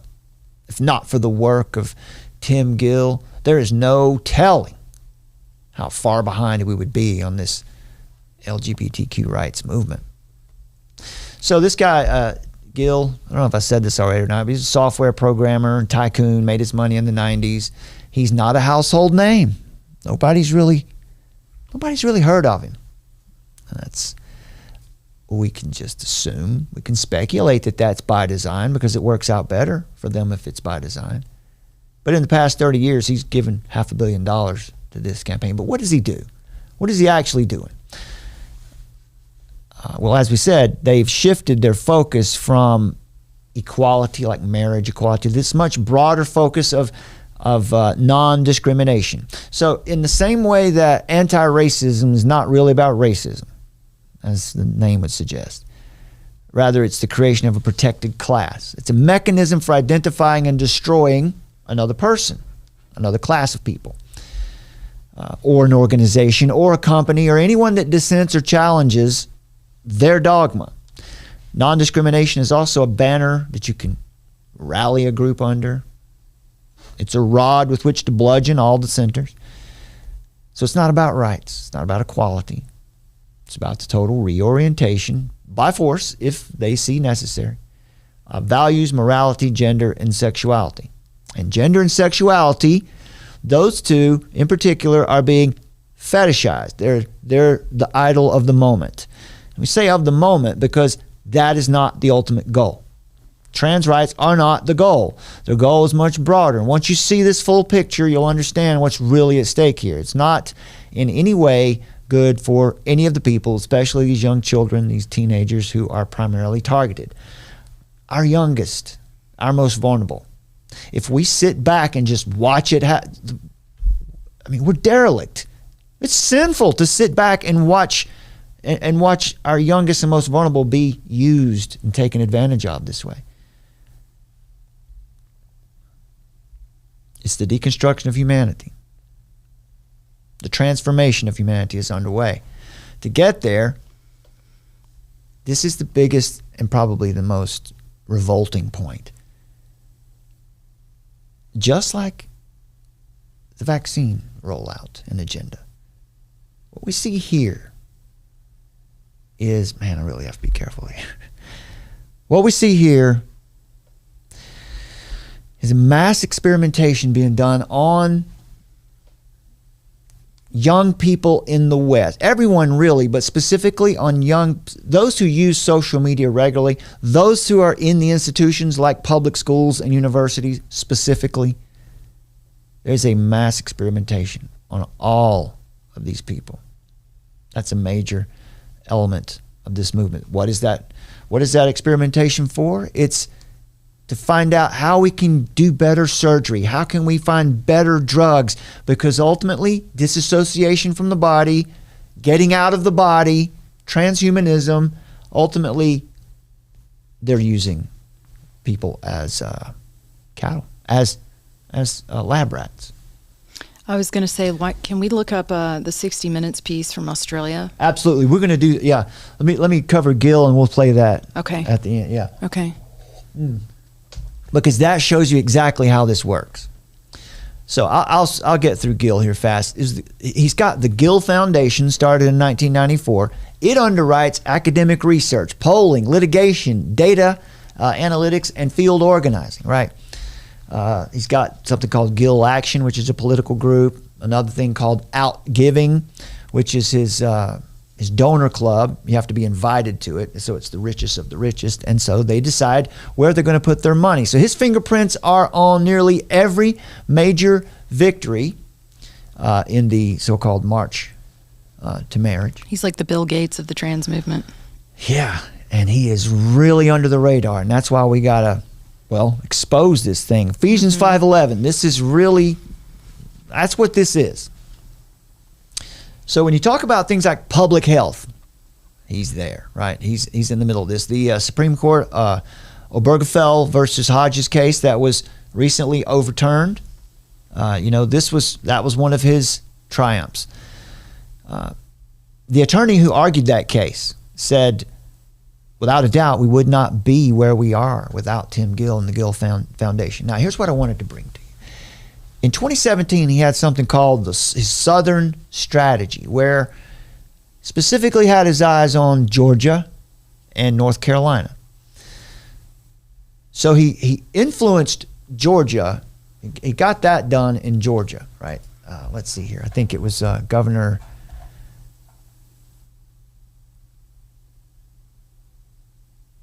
Right here. In January 2016, Georgia Prospers kicked off with more than 100 businesses signed on, including Coca-Cola, Google, and Marriott. As the RFRA, that would be Religious Freedom Reform Acts, fight played out in Atlanta, his assistant's phone never stopped ringing, he says, with companies clamoring to sign his group's pro-equality pledge. But the full genius of the approach wasn't clear to him until another dad at his daughter's basketball practice mentioned reading about the effort in a company-wide email. And that man worked for Delta, which was not at the time was not a pro-LGBTQ anything at that moment, which had joined Georgia Prospers.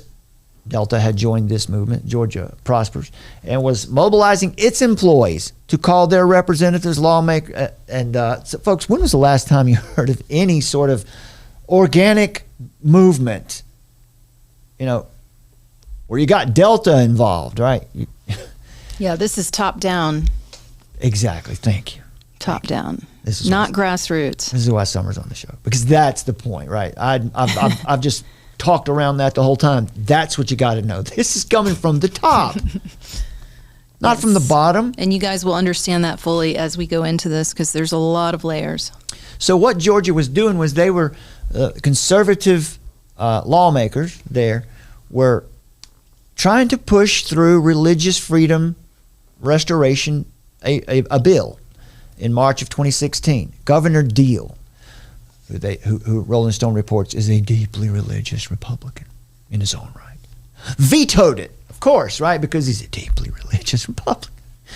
Well, he says, Governor Gill said, I do not think we have to discriminate against anyone to protect the faith-based community in Georgia, except the religious. It's okay to discriminate against them, right? Why would Governor Gill do that if he's a deeply religious Republican? Because that's where the money is. He wants to keep his position. He wants to stay where he is. And this is what politicians do today. It's a corporatocracy, right? You think that you elect people, probably most of you don't think that here, but most people think that they elect people who go there to represent them. Let's assume that we do elect the people and it's all fair and square when they get there. 9 times out of 10, they're going to do the bidding of whoever threatens them or pays them. Okay, so Governor Gill vetoed this Religious Freedom Restoration Act. This was part of Gill's Southern Strategy, so it worked there.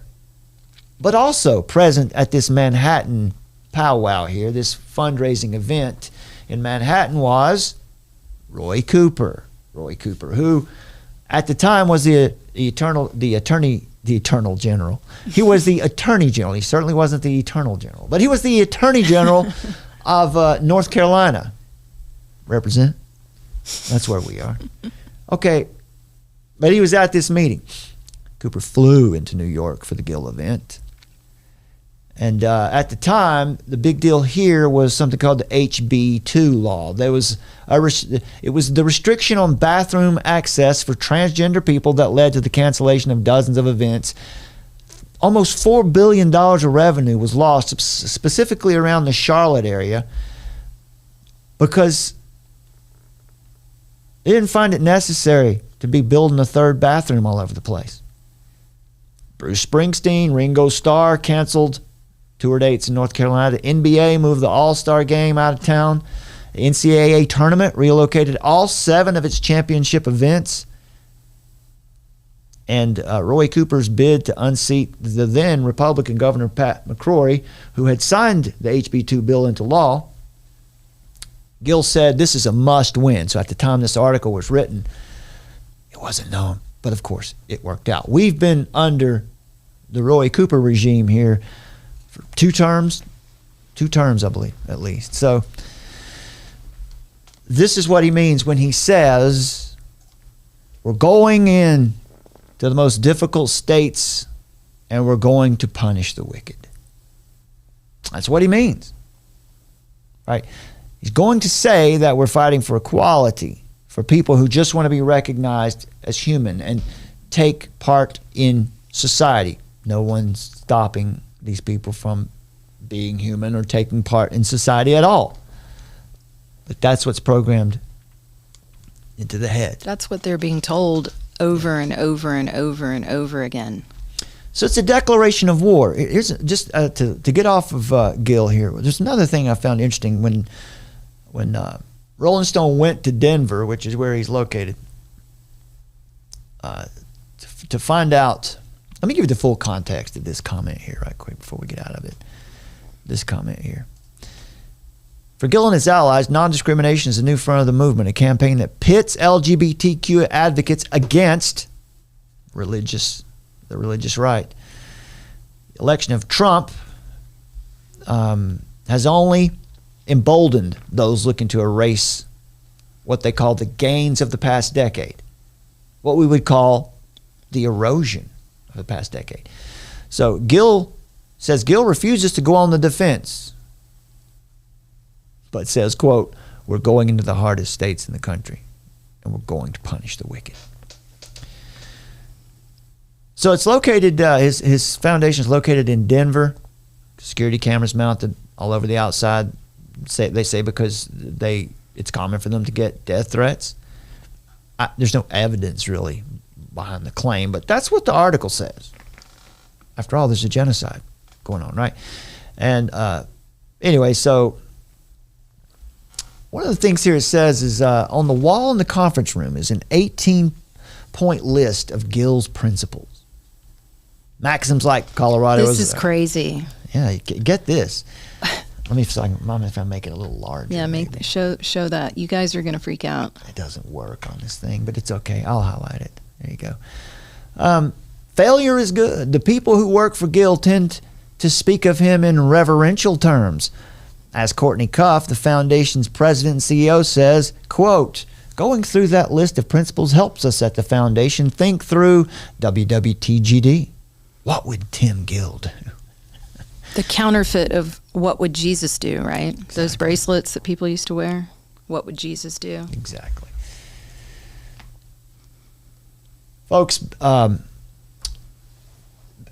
here's another example for you. Back in, as of 2007, there was exactly one pediatric gender clinic in America.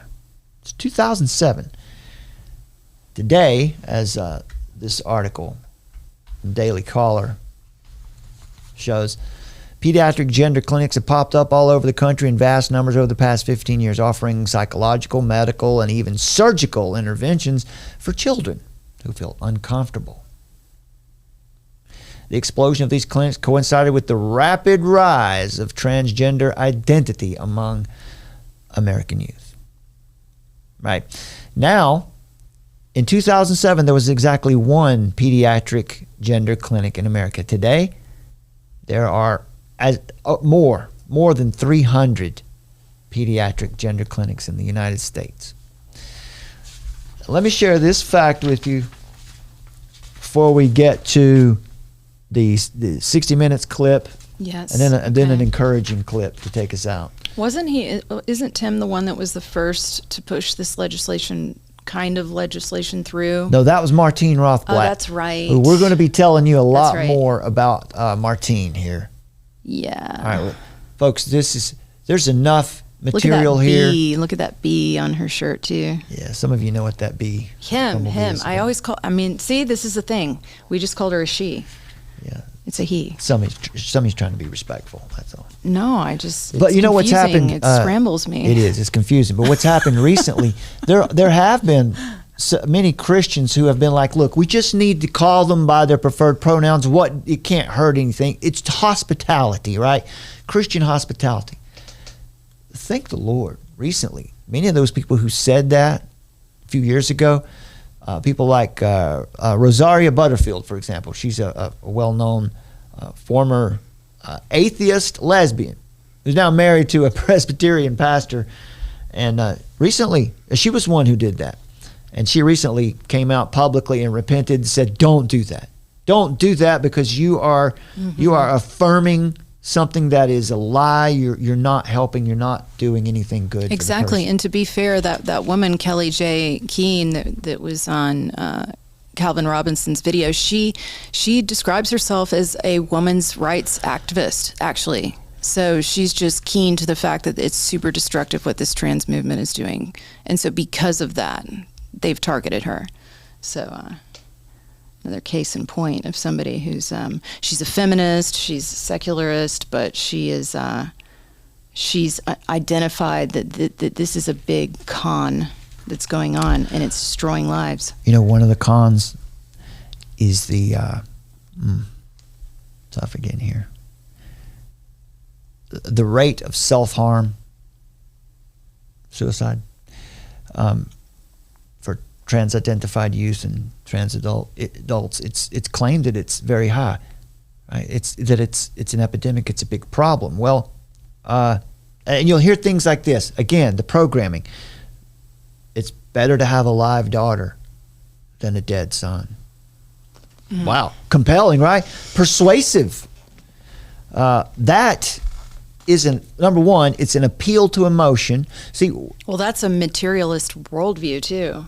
I mean, you know, because the eternal implications of that. Yeah, and you'll find that all over this too, materialism. But what happens here now? This is what we described when the child is exposed to certain content that's inappropriate, and they're feel ashamed and they're traumatized.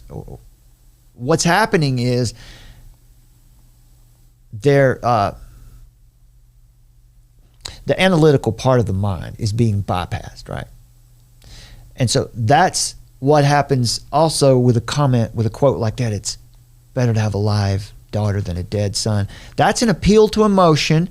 It's a non sequitur. And what that means is it doesn't follow, right? It doesn't actually follow that if I don't affirm my son in his transgender that he's going to be dead. It doesn't follow. It's a non sequitur. But with the emotion, right? Anytime someone argues that way with you, they're trying to trick you. They're trying to manipulate you. There are no good long-term studies indicating that puberty blockers cure this kind of depression or prevent suicide, or there's not even any data to suggest that mental health is improved in any way from transitioning. Nor are there studies that show puberty blockers are even safe or even reversible when they're used off-label this way. Now, the thing I wanted to share with you was about a case that happened in the UK that you never heard about. We'll be getting into the Sam Vaknin's research on social media too. Who created it? What kind of people created it? And as such, when everyone uses social media, we start to think like the kind of people who created it. You can imagine what kind of people it was that created it, and why we see so many people who are using social media constantly are being pulled in this direction. So, Kira Bell, a young woman in the UK, was very troubled in her adolescence, and she was rushed to transition in her teen years. She later came to regret it. But what happened to her? Before she even knew before anyone really knew, she had undergone, puberty blockers, testosterone, top surgery, double mastectomy. Spent years on testosterone. Later realized that her problem really wasn't gender dysphoria to begin with. And so she sued the United Kingdom's National Gender Clinic, their major gender clinic. Now, how old do you think she was when she was rushed into this double mastectomy? Because clearly she needs to be a boy. And by removing breasts, that means you're a boy. By being infertile and taking testosterone, now you're a male, right? Well, she was 15 years old when that happened to her. Well, she sued, and in December of 2020, the High Court Justice examined her case and the claims of others, similarly situated plaintiffs, and Kira Bell won her case. In December 2020, the court examined the medical protocols that were applied to Kira Bell, the same protocols that are identical protocols to the ones that are used in the United States. The court was horrified that a young girl had been allowed to consent to begin a process of eliminating her future fertility and sexual function at the age of 15, when she could not possibly have gauged that loss. She couldn't have possibly been aware of what the consequences of what she was doing. Now, this was hailed as a landmark case in the Times of London, hailed as a landmark case by The Economist and The Guardian. Kira Bell's victory was widely viewed as a serious condemnation of the effort to fast-track teen girls to gender transition. One of the appalling things that the court noted was that the National Gender Clinic had been unable to show any psychological improvement in any of the adolescents that it had treated with transitioning hormones or surgery. And that's the argument, right? We're trying to save lives. Now, if you never heard about this, that's understandable, because American legacy media just pretended it didn't exist. And they still ignore it or dismiss stories like this about detransitioners, people who went through this and later regretted it. A lot of treatments, specifically that these girls have undergone, are permanent. Even though they'll do what they can to try to reverse some of the effects, infertility is not something that can be reversed. Double mastectomy is not something that can be reversed. And so it is that in the United States that this crisis among teenage girls gets treated as just a political issue, right? It's those basket of deplorables, right? It's the Trump people who don't want us to be heard, who don't want us to be treated as human. That's what they'll say. It's just a conservative issue here, right? And so perhaps the greatest medical scandal of our time, as Abigail Shrier calls it, is dismissed as a conservative preoccupation. Now, we would argue that it's way more than a medical scandal. It is a spiritual war. It is a battle that's going on. Now, some of the articles we're going to be showing you here as we work through this topic for you over however long it takes to do it. This is one of the articles by Jennifer Billick. Gender industry is corporate grooming for transhumanism. Rebranding, right? The word transgenderism, that's what we started out with here for you. The end of humanity. Right? It's the on-ramp to transhumanism. These are great experiments to bring about their fetish and ultimately getting out of the body. Go ahead.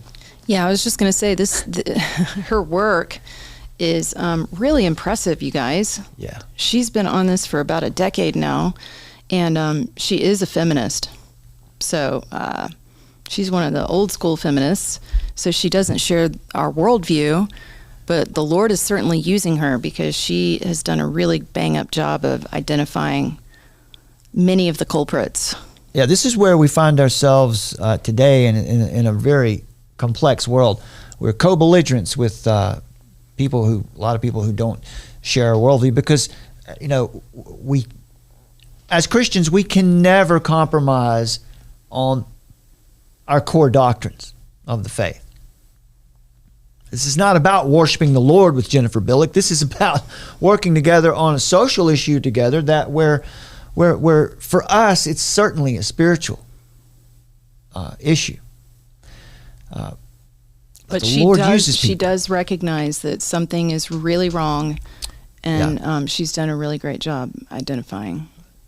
So when we can identify the Lord is using someone, we can support that. And what our duty would be in this case is to look at her research, check it out, and follow up on it and see what about it is valid, and then come back to you and give it to you through the filter of the Christian worldview, because that is the one ultimately that is true. Where you'll see her argument break down is, what do we do about it? How do we actually respond to it? All the secularist can do is to go back and depend on humanity again, which is what got you into this case in the first place. Yeah, so pray for her. Yeah. Pray for Jennifer. Pray for her work to be seen, to be widely shared around, and pray for the Lord to open her heart, transfer her heart, to open her eyes, to take that step on, to keep going toward the truth, right? And get all the way there.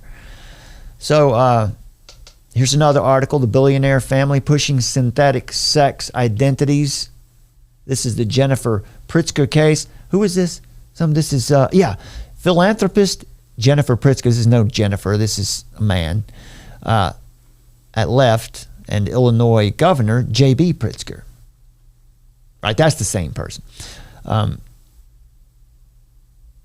So these are Pritzker's and their allies are funding, even as it ignores the biological reality of male and female, gay and straight. They're funding these synthetic sexual identities.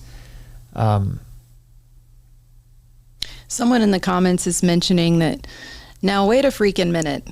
What about your stance on AA? How? What? I guess because we're trusting the information that's coming forward. AA is a religion. Yeah. AA is thanks for asking, by the way. Alcoholics Anonymous is a spiritual practice. There's no way around that, right? No way around it. And you can't have a spiritual practice, combine it with Christianity. You're a Christian and you stand on the principles of Scripture, you follow Christ, and you can't have another. Right? That's double-mindedness, right? It's what the James brother of Jesus talks about very plainly. Yeah, you worship at the altar of AA, the program. Yeah, so I think probably what we can do is just say, if you'll check out the videos, especially actually on the website, you can see where we've got all our videos in one place. You can watch them there. And a disclaimer where we've explained all of this very plainly what our position is. We really can't take Correct. the time to get into it and what now. we mean about, appreciating Jennifer Bielick's work, even though she's got a different worldview from us, is that she's done a lot of legwork to identify. She's followed the money trail and identified who's involved in this, and so that's what we mean by it's very valuable information. So yeah, it's not like I'm saying let's take Bill Johnson's work. I don't see the connection actually, but I appreciate you asking that because Yeah. I'm not. let us be clear. Yeah, let's just be clear about that because AA is a spiritual practice. I mean, read the 12 steps. There's no way around it. And Celebrate Recovery is an alternate spiritual practice with Bible It's verses. just got Christianese language They just take on the 12 steps. They slap Bible verses, cut and paste Bible verses onto the 12. You don't need those 12 steps. And I'm sorry, I know there are people who have had wonderful experiences in AA who feel like that AA freed them from alcohol. Listen, if you were an addict, you were enslaved to that sin, and you're not now, AA didn't do it for you. Wasn't AA. Sovereign God of creation who changed you, who brought you through that. Now, this is controversial, right, to bring this up right here, right now, but that's a fair question, and happy to respond to it. AA is a religion. We're not talking about specifically, we're talking about a religion, but it's the transgender ideology. That religion is what we're talking about. We're not, you go into AA and you go through the 12 steps with people, you're involved in a spiritual practice. You're involved in a process of spiritual formation apart from the church, apart from the law of God. Right? You cannot sit there and take part in a spiritual practice with someone who's sitting beside you who has identified their higher power as the Golden Gate Bridge. Right, because you just have to identify any higher power in that program. But anyway, just wanted to make sure that we... It reminds me, though, the big follow-up that we have been intending to do on our AA series is about Celebrate Recovery. So that's probably a nice prompt for us to get back onto that and do the Celebrate Recovery presentation as well. Right? Look, there are a lot of pastors who don't realize that alcoholism is a sin, just like sexual sin. The sin of anger. Just like any other sin, right? The sin of lying compulsively. The way sins, right? It's like people say, well, it's a demon, right? I've got the spirit of alcohol or spirit of addiction or whatever. Addiction, sin, being outside of the Lord in any way is only cured ever by the gospel. The grace of God, of Jesus Christ. By the grace of God, yeah. That the gospel is the power of God unto salvation for all those who believe, and salvation, means delivery from your sins. Not all of them, apparently. I'm a testament to that. I wasn't freed of all my sins. I'm still a work in progress. But anyway, so hopefully that's helpful. Now let's share this quickly for you here. This 60 minutes. This is like a grand finale Australia. to just reinforce the idea that just the power of how influential media and social media can be on the children. So this is the case in point. Yeah, definitely. This is going to show you how it works. What we've described as to how people are transformed, how they're traumatized or programmed in a certain way. I'll read this setup for you. It's not only strange, it's worrying. The isolation and anxiety that was endured because of the COVID pandemic is having a lasting unwanted effect on increasing number of teenage girls. Again, it appears to have given them a kind of Tourette's syndrome. They're ticking uncontrollably. Doctors don't understand why, but there's no doubt it's a very real mental health condition. And even more bizarrely, it seems popular TikTok videos are playing a role in it. For the young girls who are suffering, there's no filter, right? They say that it's like Tourette's syndrome. They just say horrible words. They tick, they move, which is a way of, they said that the language you might hear in here is probably going to be Well, it's like a social offensive. contagion. Yeah, let's see. We do have some timestamps here. We just want to play like a minute or two of this so you can get the idea. Let's see. Let me look at all of these timestamps right quick. What's the deal? Okay. Doesn't want to show them to me. All right, so Professor Russell Dell, let's see what he says here. Children's Hospital. An expert in the workings of the young brain, he's been diagnosing children with Tourette's for the past 23 years. It was early in 2020 when this new wave of patients began. And the first patient you saw was Michaela 2 years ago. That's where this all started. Yeah, she was the first patient I saw at the time. I didn't know, is this Tourette? And it became clear, no, it wasn't.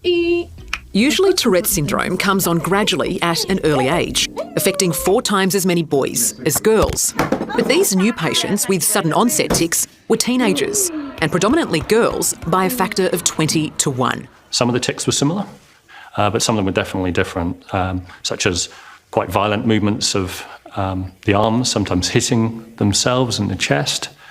And also the vocalizations, so the repetitive noises were different rather than just simple noises. There were much more complicated words and phrases, which were quite bizarre, and I hadn't really heard tics like that before.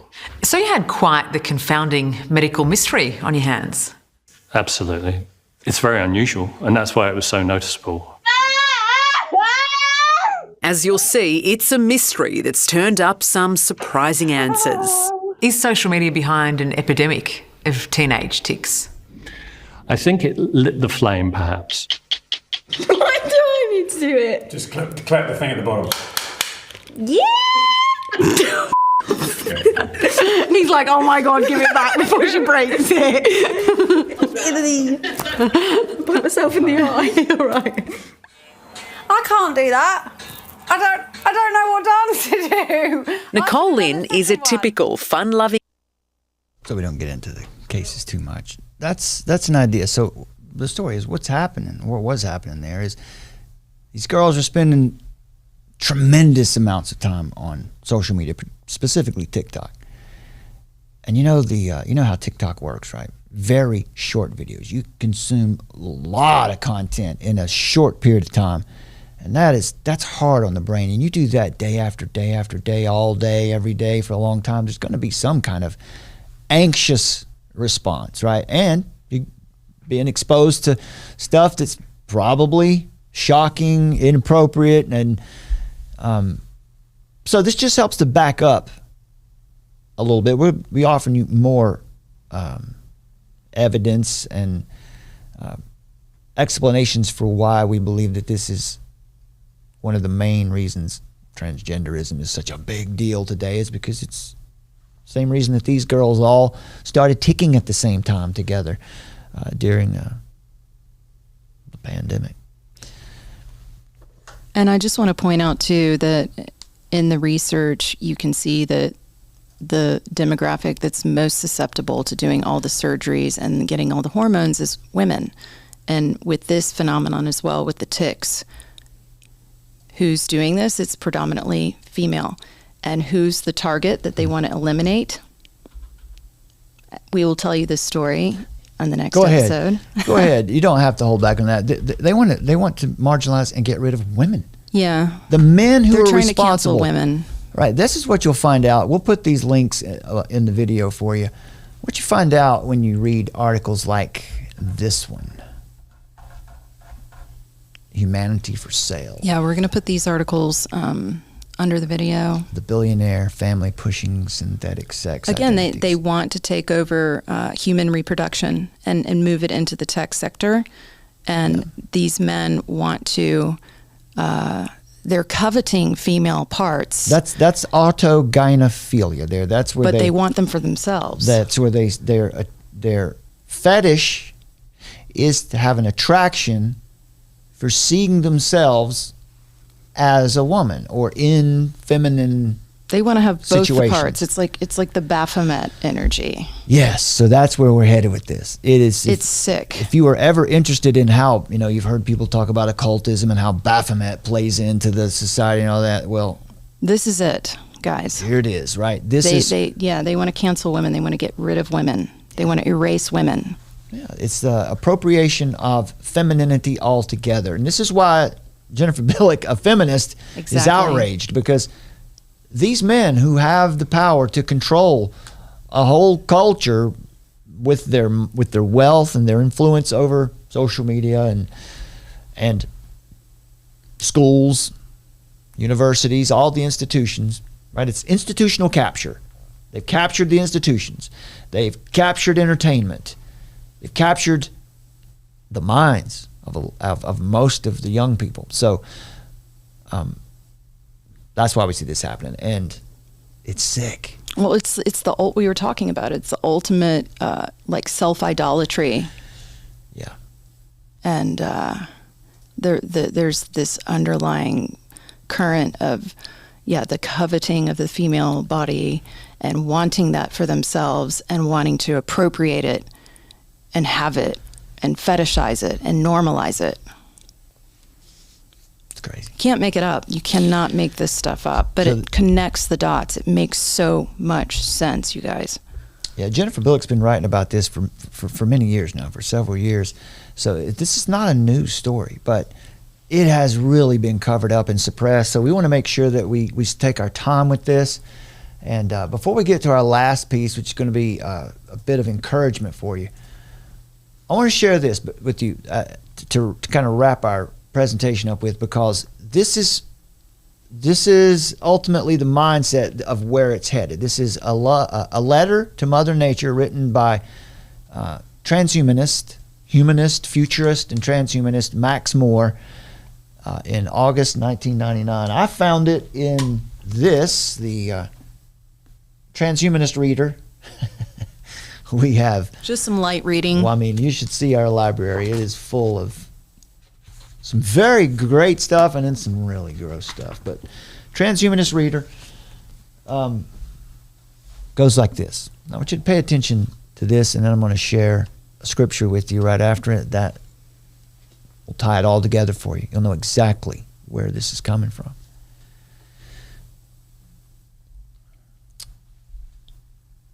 So Max Moore writes, sorry to disturb you, Mother Nature, but we humans, your offspring, come to you with some things to say. Perhaps you could pass this along to Father, since we never seem to see him around.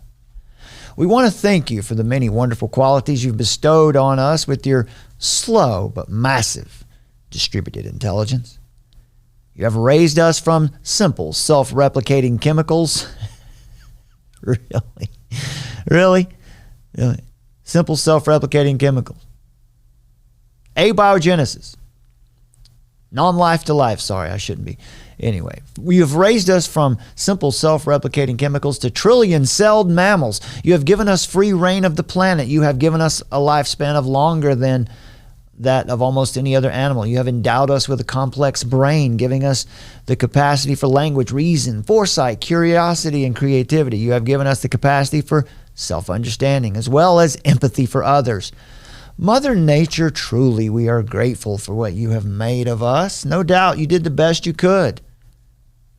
However, with all due respect, we must say that you have, in many ways, done a poor job with the human constitution. Okay.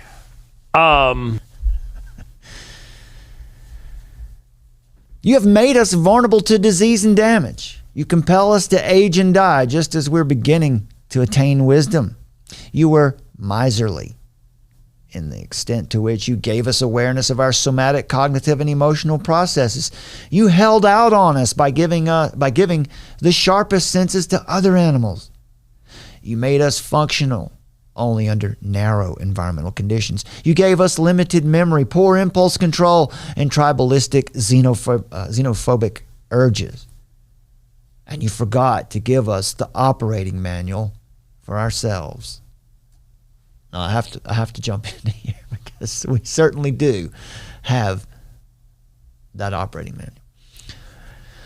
What you have made us is glorious yet deeply flawed. You seem to have lost interest in our further evolution some 100,000 years ago. Or perhaps you've been biding your time, waiting for us to take the next steps ourselves. Either way, we have reached our childhood's end. We have decided that it's time to amend the human constitution. We don't do this lightly, carelessly, or disrespectfully, but cautiously, intelligently, and in pursuit of excellence. We intend to make you proud of us. Over the coming decades, we will pursue a series of changes to our own constitution, initiated with the tools of biotechnology, guided by critical and creative thinking. In particular, we declare the following 7 amendments to the human constitution. I'm not going to read them all, but I am going to read a little bit of it here. Amendment 1, we will no longer tolerate the tyranny of aging and death. Number 2, we will expand our perceptual range through biotechnological and computational means. Number 3, we will improve on our neural organization and capacity. Number 4, we will supplement the neocortex with a metabrain. Number 5, we will no longer be slaves to our genes. Number 6, we will cautiously yet boldly reshape our motivational patterns and emotional responses in ways we, as individuals, deem healthy.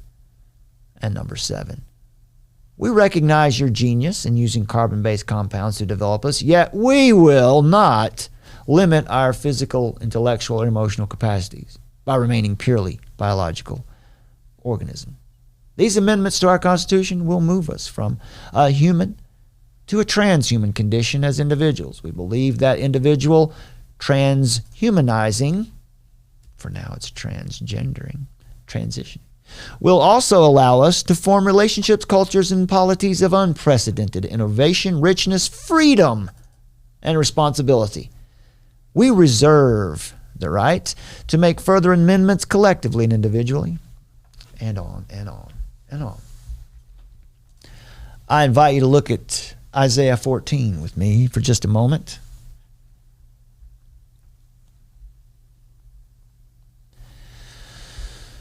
We'll skip down here to verses 9 through 11. I'll set it up for you. This prophecy continues from the context of Isaiah 13. It is important to remember that Isaiah here has two aspects of prophetic fulfillment in mind. Typically, it's like this. Sometimes it's like this. First, there's an immediate and partial fulfillment of prophecy regarding here, which is the empire of Babylon and its king. Secondly, there is a distal or a distant and fulfillment and a distant and ultimate fulfillment regarding the spiritual empire of Babylon. Spiritual Babylon. Later on, the rebellious empire. The world system and its king, Satan. So keep that in mind as we just read through this for a minute here. We'll start here with verse 9. Sheol beneath is stirred up to meet you when you come. It rouses the shades to greet you. All who are leaders of the earth, it raises from their thrones. All who are kings of the nations, all of them will answer and say to you, you too have become weak as we.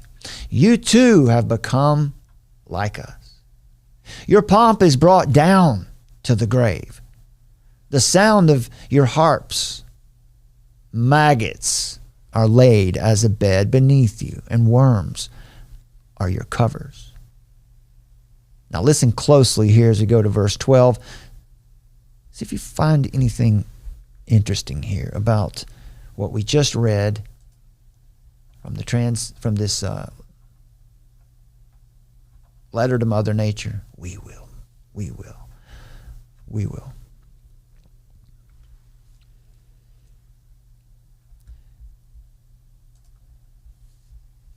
How are you fallen from heaven, O day star, son of dawn.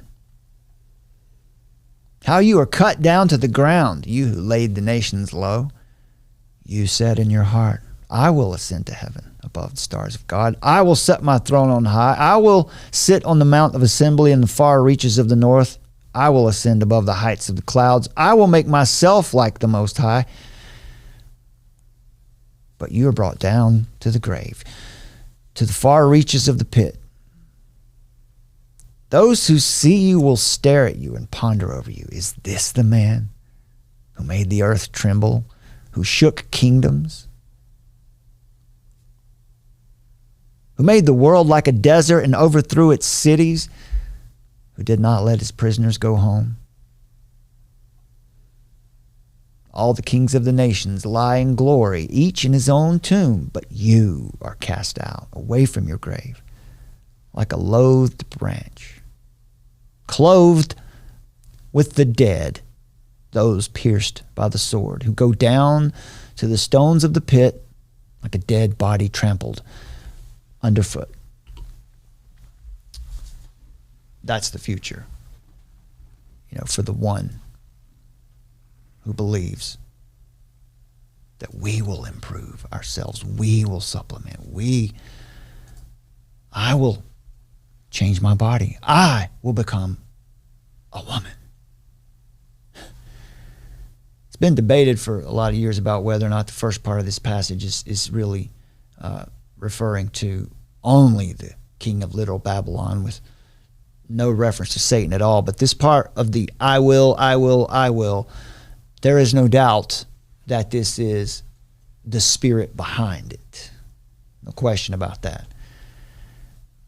So it's reasonable and it's a good application to see this as both a reference to the ancient king of Babylon and the spiritual power behind that king. Have you also become as weak as we? Have you become like us?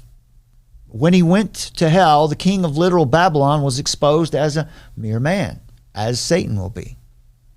He thought of himself as greater than that.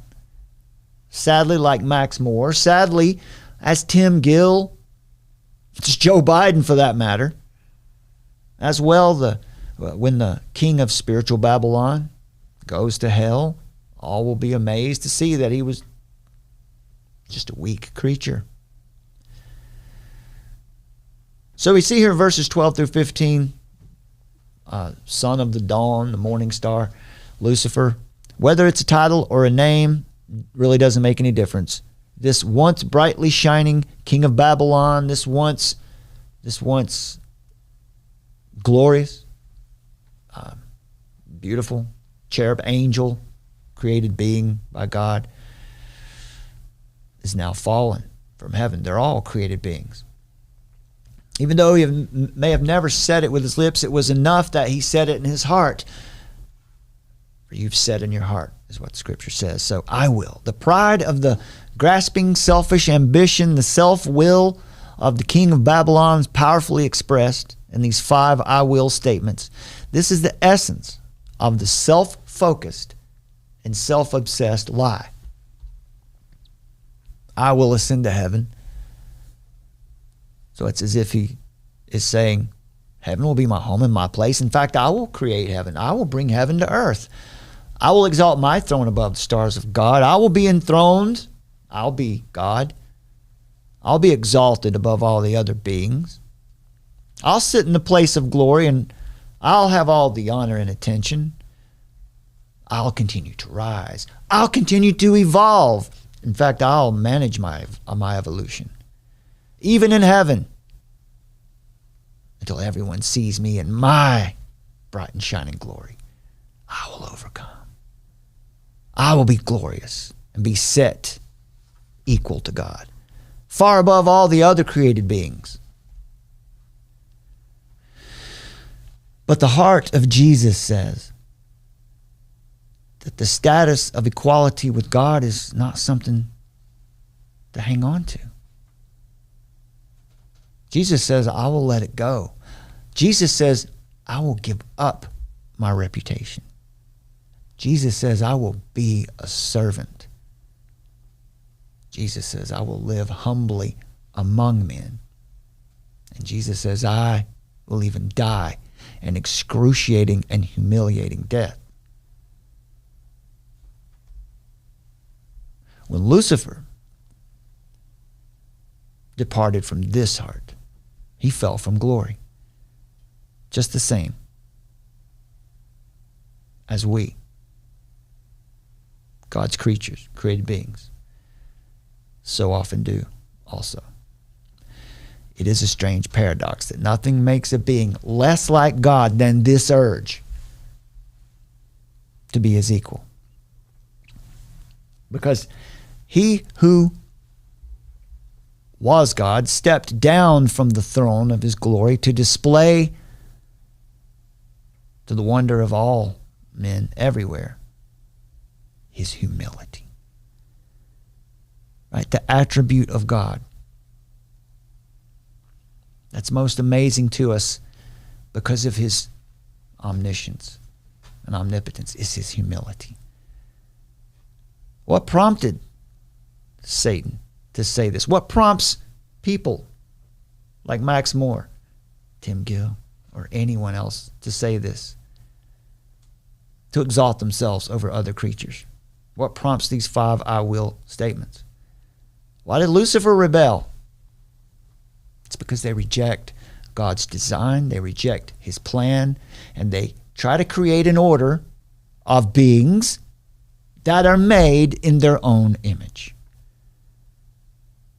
The fetish and the self-idolatry of these men, fomenting is the word, I guess, the transgender movement on society or on culture as a mass experiment for their benefit. Ultimately, they want to create, they want to form this humanity in their image.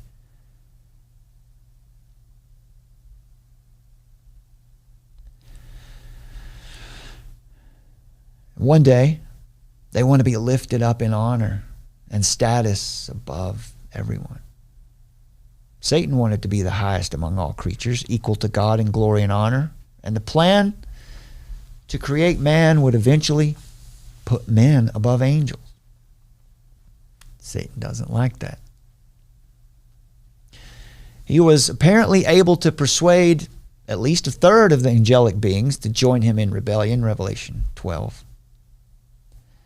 So in this case, it explains well Satan's present strategy against mankind. What was one of the main points that Jennifer said that struck with us? What are these men trying to remove or change in everybody? Well, I mean, they're trying to change what it means to be a man and what it means to be a woman. Yeah, the image. And they're trying to change the image of God. This is something Summer said the other day that knocked me out of my seat because it's so true.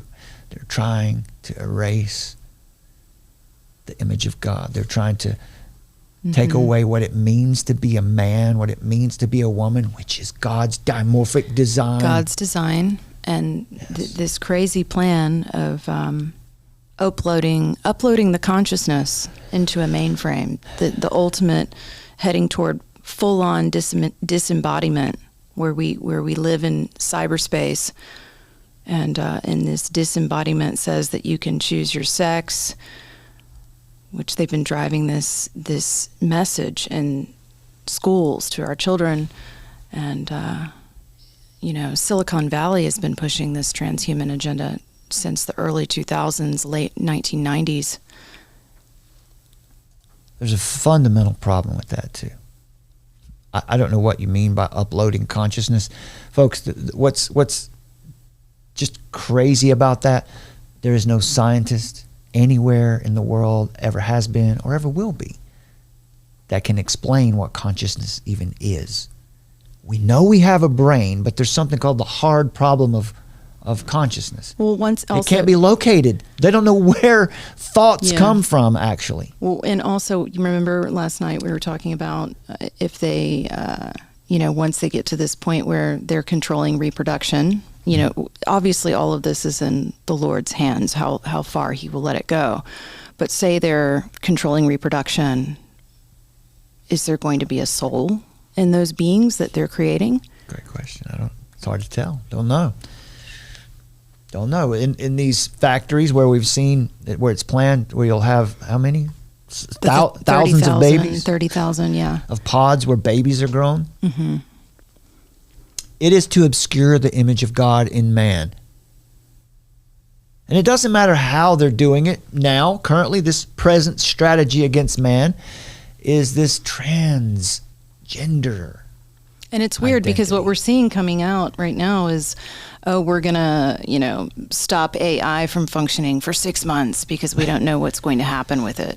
I mean, that's such a joke, right? But like there is this whole idea of what if, they've created this AI system, and then what if it's supposed to be surveilling us and keeping track of us and making sure that we're all obeying and being, good citizens.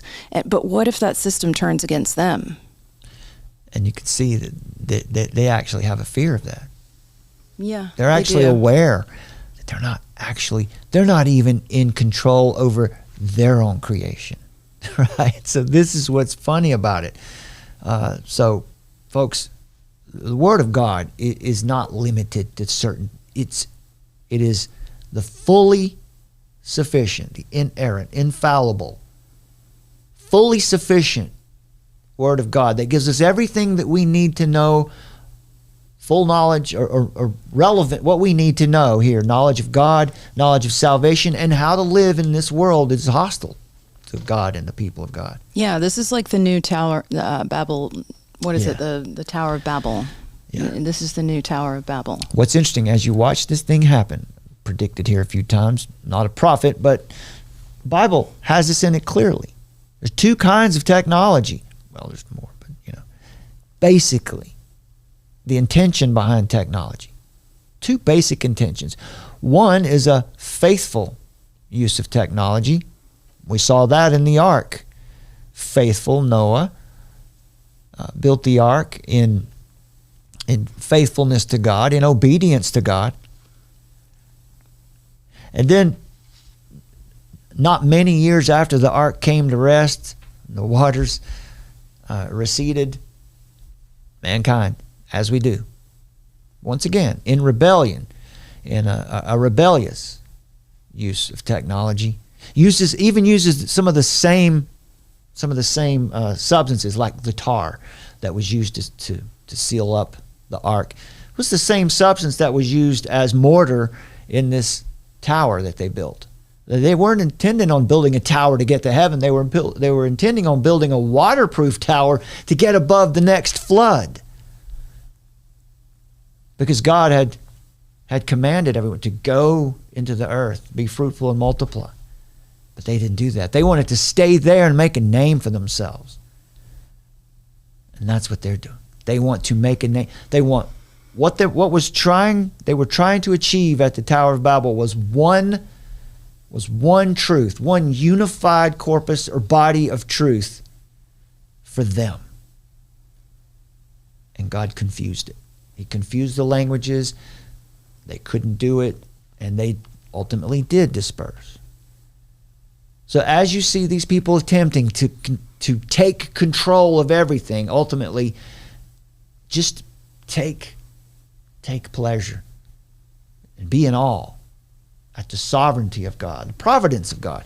As you see this work out, it will continue to confuse them, to confuse the languages, because there will not be a new world order. Not one world order that will ultimately come to full strength, to full power. People think that's a little controversial. That's not a prediction. That's just something I believe. But the point is, they're attempting to obscure the image of God in man through encouraging sin and rebellion against God. They want to cause man to serve man. They want the creation to serve them. They see their bodies as raw material for creating their own existence. They see the earth, they see the universe as raw material for their own design. And ultimately, because Satan is behind this, he wants to prevent the ultimate glorification of man. Now, he can't. Yeah, think about But it. he will try. This is the counterfeit, because we're going to get the glorified bodies. There will be a transhumanism, right? Transhumanism is real and true, and it will happen, just not in the way they think, right? We will transcend humanity to a glorified condition, as Scripture says. We'll be like He is. Christ will be like He is. We'll be like He was at His ascension and at His return.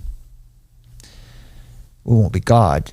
Don't misunderstand. But we will have an eternal existence, a body that doesn't get sick.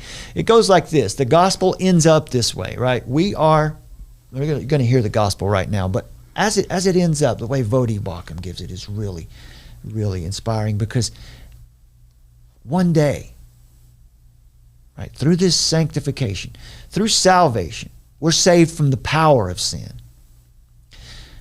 And then through sanctification, we start to take on the family resemblance. We start to look more like Christ. So we're saved from the power of sin until one day, ultimately, we're saved from the very presence of sin. It won't even be there. There'll be no corruption. There'll be a place reserved for that.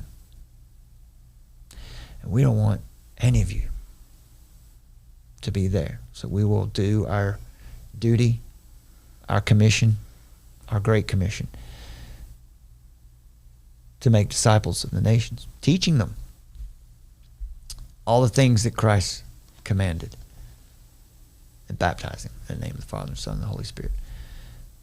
And so this is what Summer just found. Who was it that gave us this tip? Read Romans. Read Romans gave us this tip, actually.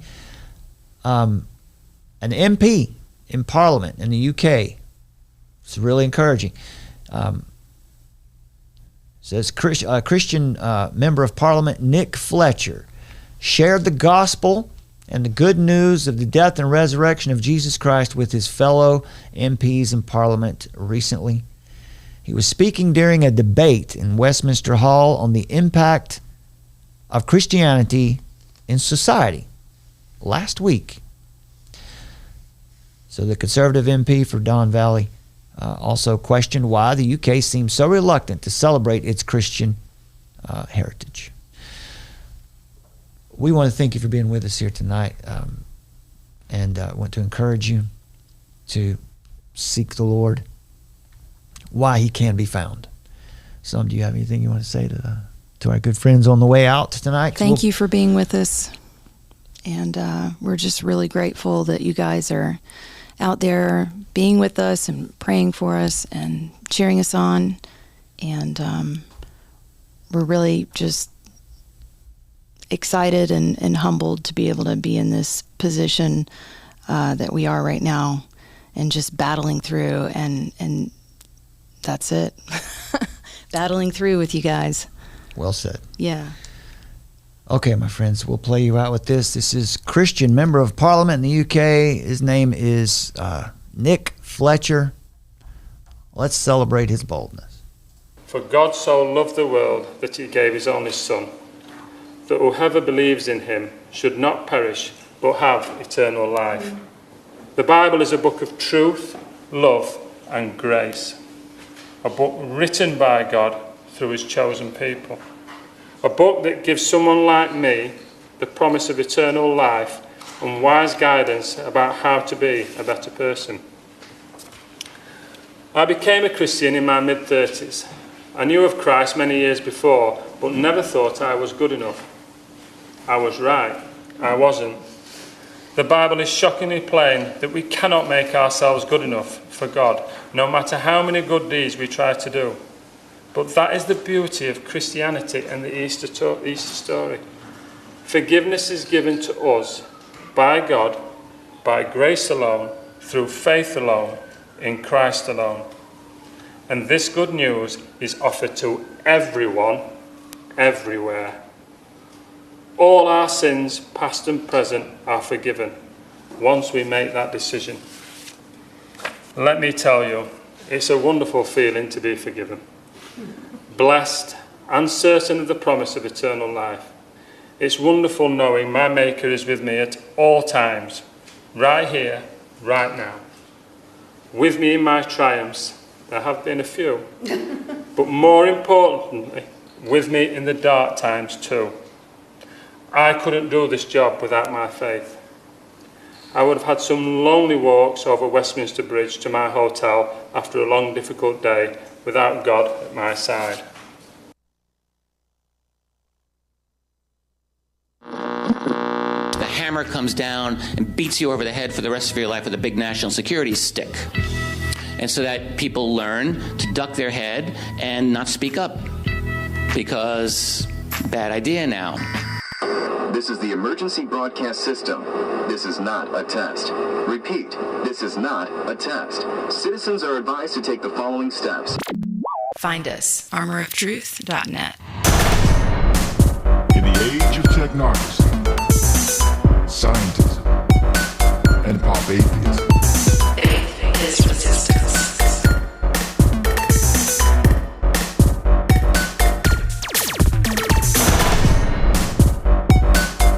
Nietzsche, of course, announced the death of God and called for the birth of the Übermensch, the Superman,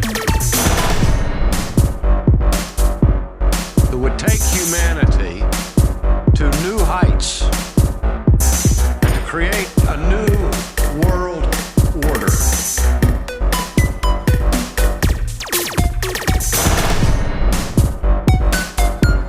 Find us at the Armor of Truth YouTube channel. This is not a test. Repeat.